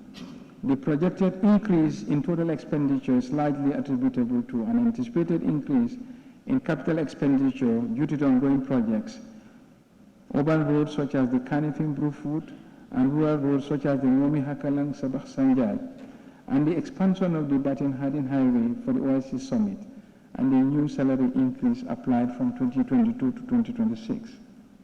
As economic conditions remain fragile and vulnerable to shocks, the most recent debt sustainability analysis conducted by IMF assessed the country to remain at a high risk of debt distress with limited borrowing space. This requires continuous and coordinated policy efforts to lessen the risk. The current medium-term debt strategy objective is encouraging for the strengthening of financing from both external concessional and longer-term domestic debt instruments to improve the debt indicator thresholds and subsequently result in a more sustainable public debt path.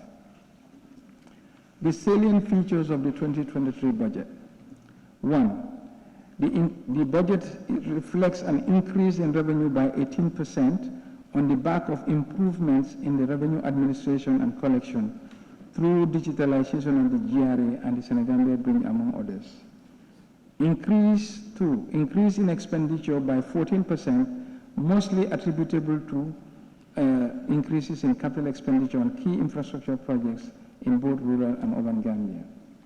The budget deficit in 2023 as a percentage of GDP is estimated to decline to 3% compared to 4.5% in 2022, and therefore result to a reduction in the net domestic borrowing by 52% compared to the previous year. Increase allocation to the agricultural sector by 69% compared to the 2022. The social sectors such as education, health, and agriculture spending accounts for a third of the budget. Capital expenditure to enhance the infrastructure base will constitute 35% of the budget to build the infrastructure and capital base for economic development. Medium-term policy reforms. To ensure fiscal sustainability and improve conditions in terms of revenues and expenditure management, the following reforms will be implemented. 1. Development of a travel policy for the entire public service to ensure value for money. 2. Extension of the performance contract to all state-owned enterprise with a view to improving their financial viability, service delivery, and reducing fiscal risk to the budget. 3. Strengthening of the public investment program through institutionalization of medium-term public investment programs for all sectors and ensuring all public investments pass the Gambia Strategic Review Board selection criteria. Restructuring and rationalization of subvented entities. Development of a domestic resource mobilization strategy to enhance revenue collection. Development of a foreign service policy with the aim of rationalizing foreign missions. Finalization of the vehicle policy and commencement of its implementation as a matter of urgency in order to rationalize expenditure on the purchase of vehicles, fuel, and maintenance. These will be managed to address the concern of the most vulnerable elements, particularly the existing drivers. Review of the vehicle management plan by Riders for Health to rationalize cost. Fiduciary elements of the donor intervention projects will be housed at the Ministry of Finance, while the program implementation of these projects will be housed at the aligned ministries. Revenue measures. The following revenue measures are proposed for next year. 1. Increase in excise tax on tobacco. Specific excise tax on cigarettes, cigars, and cigarettes. Current rate $30 per pack will increase to $35 per pack. Environmental tax on cigarette and cigars, currently $3.22, will increase to $5.22. Excise tax on all tobacco products, $399 per kilo to $420 per kilo. Environmental tax on all tax products, $185 currently, will increase to $200 per kilo in 2023. Revision of the immigration fees of non-Gambians in line with regional benchmarks. There are 14 elements. ECOWAS cards, ECOWAS ID cards, currently 400 will remain the same. Non-Gambian ID, currently 650 will remain the same. Permit A for ECOWAS, currently is 1,850, will increase to 3,000.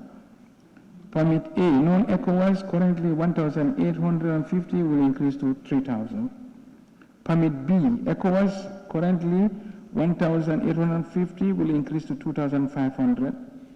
Permit B, non-ECOWAS, currently 3,100, will increase to 5,000. 7, alien card, currently 1,500, will increase to 2,500. Entry visa, currently 3,000, will increase to 7,000. Entry clearance, currently 3,000, will increase to 7,000. Machine readable passport, currently 1,000, will increase to 3,000. Biometric passport, currently 500, will remain the same. Extension, currently 1,000, will remain the same. ETC, currently 250, will remain the same. Naturalization and registration, ECOWAS nationals, currently 5,000, will increase to 25,000. Non-ECOWAS nationals, currently 15,000, will increase to 75,000. Introduction of an ad valorem tax of 5% on used car tires. Revision of duty on waivers on duty revision of duty waiver application fees. Returning diplomats, currently 2,500, will increase to 5,000. Diplomatic missions, embassies, currently 2,000, will increase to 10,000. Donor-funded projects, currently 5,000, will increase to 15,000. Introduction of 5% environmental tax on second-hand goods, materials which do not currently attract environmental tax. Security levy of 6% on all insurance premiums. Monies will be collected by the insurance companies. Introduction of a deduction of rental income tax at source for all commercial rental properties. Increase in the expatriate quota tax for non-ECOWAS residents from 40,000 to 50,000. The expatriate quota board will be strengthened to ensure proper monitoring. Honorable Speaker, in conclusions, let me conclude by drawing the attention of this August Assembly to the very challenging and unprecedented position we find ourselves in as we draw the curtains on 2022 fiscal year and prepare for 2023.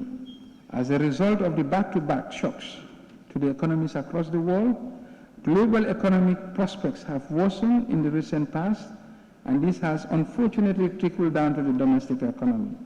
As we work tirelessly to surmount these challenges, it is worthy to note that the outlook remains grim. This position has forced us to look inwards, and in so doing, we have come to the realization that we must build resilience from within if we are to weather this storm. Therefore, as tough as these challenges may be, We acknowledge and fully embrace the opportunities they come with. It is therefore a time for a serious commitment to reforms in critical areas to reinforce macroeconomic sustainability in the medium term in order to increase revenue and ensure value for money in expenditures. This includes innovation in all sectors of the economy, especially by leveraging technology to digitalize and transform our economy, in strong partnership with the private sector. We believe in local solutions to local problems, and these unprecedented times have made this crystal clear. The baseline economic scenario presented here describes a fragile path for public finance in the short and medium term, where serious reforms must be made to achieve sustainable economic growth, reduce vulnerability to external shocks, and ensure budget support grants in the medium term. From the government side, a strong commitment to fiscal discipline across all MDAs is crucial to reducing expenditures and a committing to constraints in the near term. In 2019, government instituted a policy on the management safeguards of revenue through controls in granting tax expenditures, exemptions in government concession contracts. To this end, this is a reminder that the government will not honor any tax exemption granted by MDAs in concessions or contracts without prior consultation with the Ministry of Finance and Economic Affairs.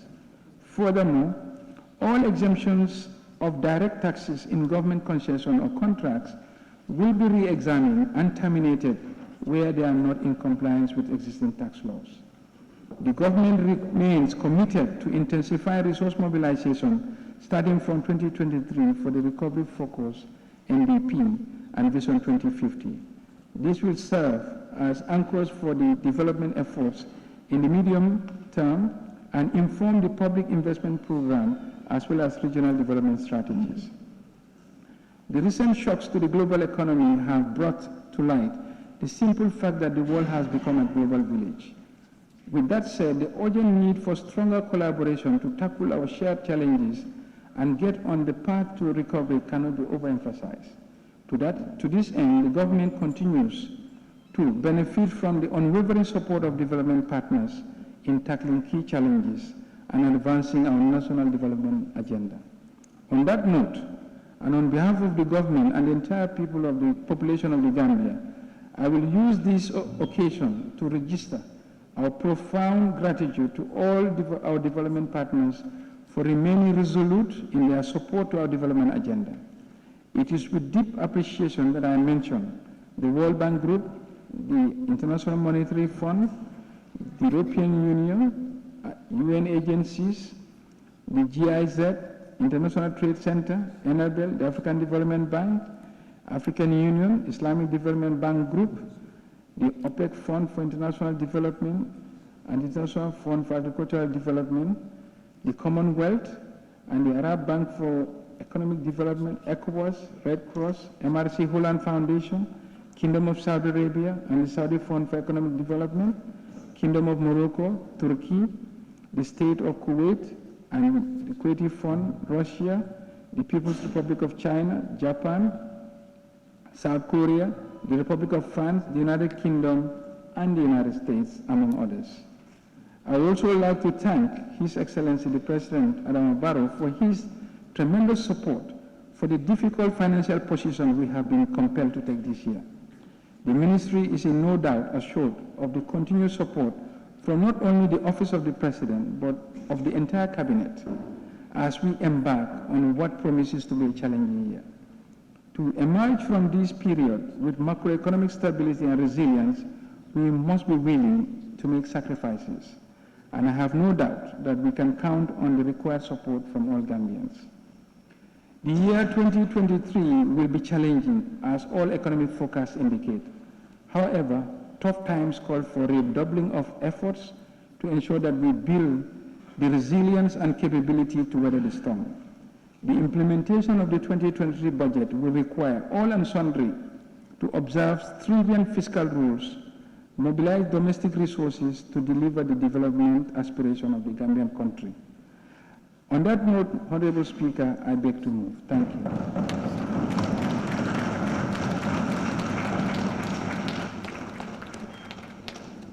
Thank you very much, Honorable Minister of Finance and Economic Affairs, for your brilliant delivery of your budget speech. Honorable members, any seconder? Honorable member for Old Yumbum and Deputy Majority Leader. Thank you, Honorable Speaker. I rise to second the motion. Thank you. Honorable members, pursuant to Order 87.4 of the Standing Orders of the National Assembly, I will adjourn the debate on the Appropriation Bill 2023 until Monday, 5th December 2022 to enable members to study the bill. But before doing so, honorable members, I wish to register thanks and gratitude to the Honorable Minister for Finance and Economic Affairs for ably tabling the 2023 appropriation bill as required of him by the Constitution. The Honorable Minister did set out government's physical and economic development plans and programs for the fiscal year 2023. On that note, honorable members, I wish to take this opportunity also on behalf of both sides of the Assembly, and indeed on my own behalf, to extend our thanks and appreciation to the following distinguished guests and invitees for gracing this important sitting of the National Assembly. Honorable Cabinet Ministers, honorable members of the Diplomatic and Consular Corps, permanent secretaries and heads of institutions, staff of the Ministry of Finance and Economic Affairs, senior government officials, service chiefs, religious leaders, members of the press, and all other invited guests and the general public. On that note, honorable members, I now put the question. Be it resolved that this August Assembly do stand adjourned until Monday, 5th December 2022 at 10 a.m.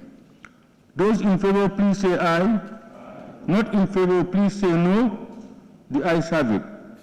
This Assembly now stands adjourned until Monday, 5th December 2022 at 10 a.m. prompt for the debate and consideration of the Appropriation Bill 2023. Thank you.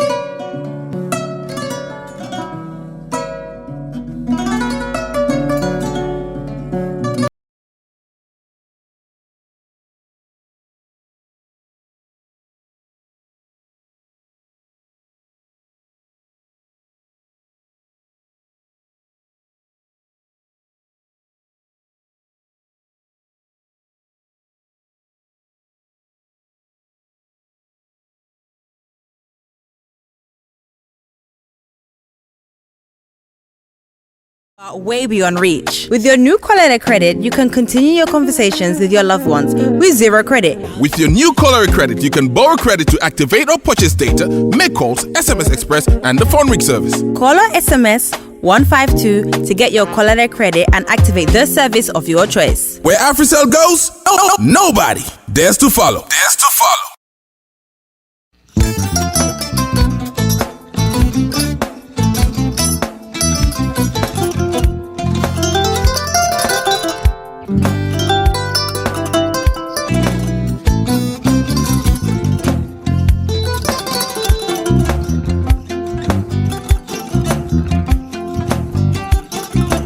Agada di. Mbijan aganya. Albaka. Mbaka important. Yo, nga transfer la sto. Ya transfer la. Ha, code nyinji. Okay. Code sana. Nsila ID soto. Ha, sa soto. Sorry. Agada. Bijan bro. Alba. Mbaka. Bara Allah sabi so tariya. Bare Mo ki janna nun kunu bara tariya. Jannom yona forest de bureau. Gambia tonkon na no mbari ya bere. Birim ko na fo kato. Bari si kodo kino kato nim fo bolong labe. 56 branches mo la sota Gambia ja. Ha? Gambia kono ani Gambia bantala bankol. Nko kodo ki ya bere.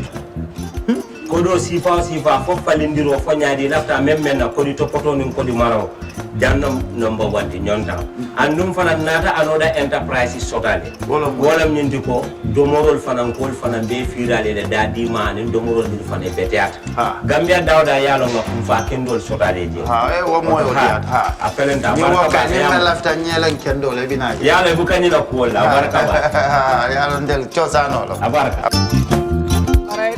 Thank you very much and welcome back. Just a reminder that you're watching Kerr Fatou and we are broadcasting live from the National Assembly in Banjul. My name is Buba Gajigo. Welcome back once again. We are here to witness, of course, the 2023 budget speech by the Honorable Minister of Finance, or Honorable Seedy Keita. Of course, you just heard from him. He gave a very, very lengthy speech about the budget. So we are going to, of course, engage some National Assembly members to see whether we can, of course, talk to some National Assembly members after the minister's speech. Of course, it was actually a very, very, very lengthy speech. Mbadiŋol ŋal tentu ka lijay bake mo miyalon ko be Kerr Fatou jibe kan ñin tembenna albe National Assembly proceeding de jibe kan walla of course be National Assembly le science and tenting andung min keta Honorable Minister of Finance the mbe marading na fankola kola kodola kola akamtale ko natale pruka budgeto ñing 2023 kodo nanka mo miyalon ko man sakunda e lafta wole use la abe wole fokan non bi National Assembly to jang ko nga fo nyamen drong mbe National Assembly membalo sotola le miyalon ko nibe kacala le about budget wala kola min kera 2023 budget wala kola nga min soto jang honorable of course the Mam Lai honorable yeah Abdoulaye Banjul Central National Assembly member bi koko lañ am fini nañ discuss ak mom because mom mu ngi yon ci bir chambers bi minister bi bum don wax is a lengthy speech though xam naa ne am ngeen you have to go home and revise a lot of things about it but then first, what is your reaction? You've listened to the minister. In English or? Yeah, in English, Wolof, you okay, can take it. Yeah. Okay, so for the benefit of the viewers, you know, see all of language, right? Yeah. First of all, ñu sante Yàlla suñu borom mu ñu may ñu fekke waat another year. Though we've gone through very turbulent times, while still we've been able to at least make a headway as a country.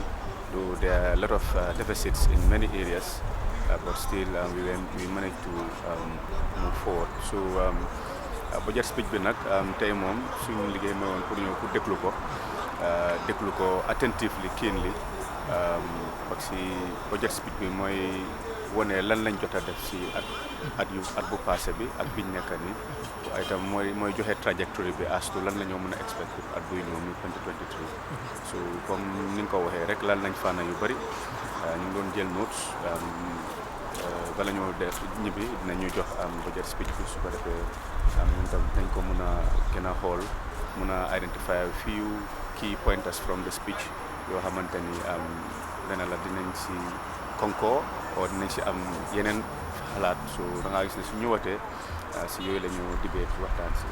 Yeah, but balaa maa la bàyyi because understand naa ne am na foo war a dem nañ xool the 2023 budget boo xam ne boobu lañ table right now most of the Gambians wax bi bari na ne nekk na there are a lot of things yoo xam ne ñu ngi si budget bi loo xam ne favor Gambians lan moo nekkoon sa reaction buñ ko ministre bi bu mu ko issue.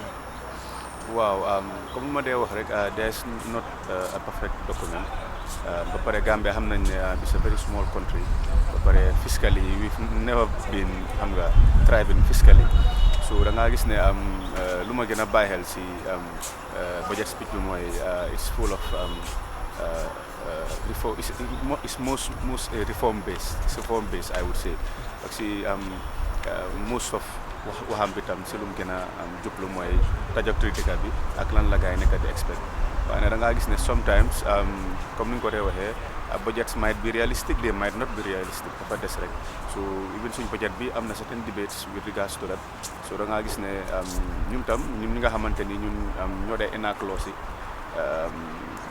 feel nañ ne def nañ whatever we could to make sure bu ñu isilee budget bi ñu scrutinize ko ba soo leen bàyyee xel fan yële ne la def nañ ay certain cuts from different sectors whereby later on am nañ a certain amount boo xamante ni moom lañ jël after ñu redistribute ko to sectors or areas in feel ne dëgga they need more attention so da nga gis ne from there léegi is our role to make sure we follow these things up and you scrutinize them well to make sure that they are fit for value and they are also fit for purpose. Thank you very much, Honorable.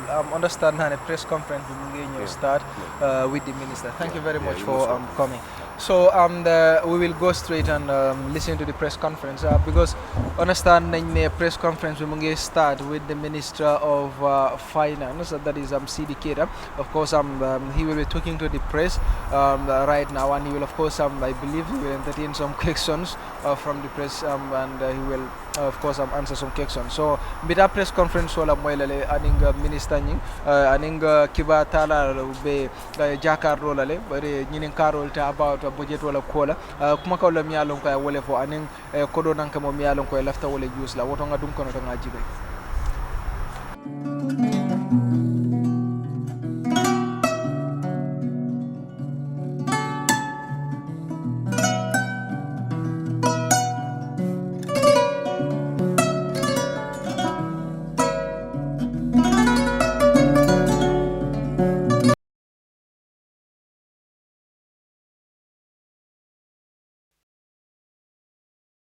Way beyond reach. With your new Collector Credit, you can continue your conversations with your loved ones with zero credit. With your new Collector Credit, you can borrow credit to activate or purchase data, make calls, SMS Express, and the phone ring service. Call or SMS 152 to get your Collector Credit and activate the service of your choice. Where AfriCell goes, nobody dares to follow.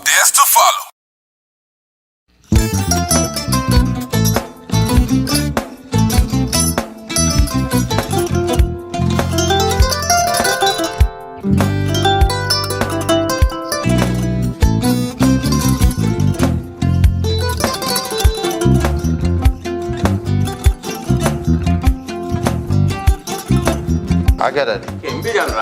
Albaka. Mbaka important. Yo, nga transfer la sto. Ya transfer la sto. Ha, code nyinji. Okay. Korsa. Nsila ID soto. Sa soto.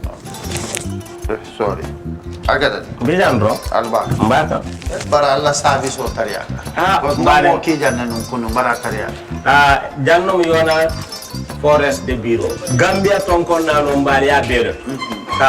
Birim koyna fo kato. Bari si kodo kino kato ni fo bolong blabe to. 56 branches mola soto Gambia jam. Ha? Gambia kono anin Gambia bantala bankol. Nka kono kiya bere. Kodo sifa fo falindiro fo nyaadi lafta memmen na kodi to poto nin kodi maraw. Jannam number 1 di nyonta. Andum fana nata anoda enterprise sotale. Wolam nyindi ko domorol fana kol fana be firale le dadi ma ni domorol ni fana beteat. Gambia dawda yalo ma fa kendol sotale je. Wo moyo diat. Apelenta ni wo ka ni lafta nyelen kendol e bina. Yalo bu kanila ko la baraka ba. Yalo ndel chosano lo. Abaraka.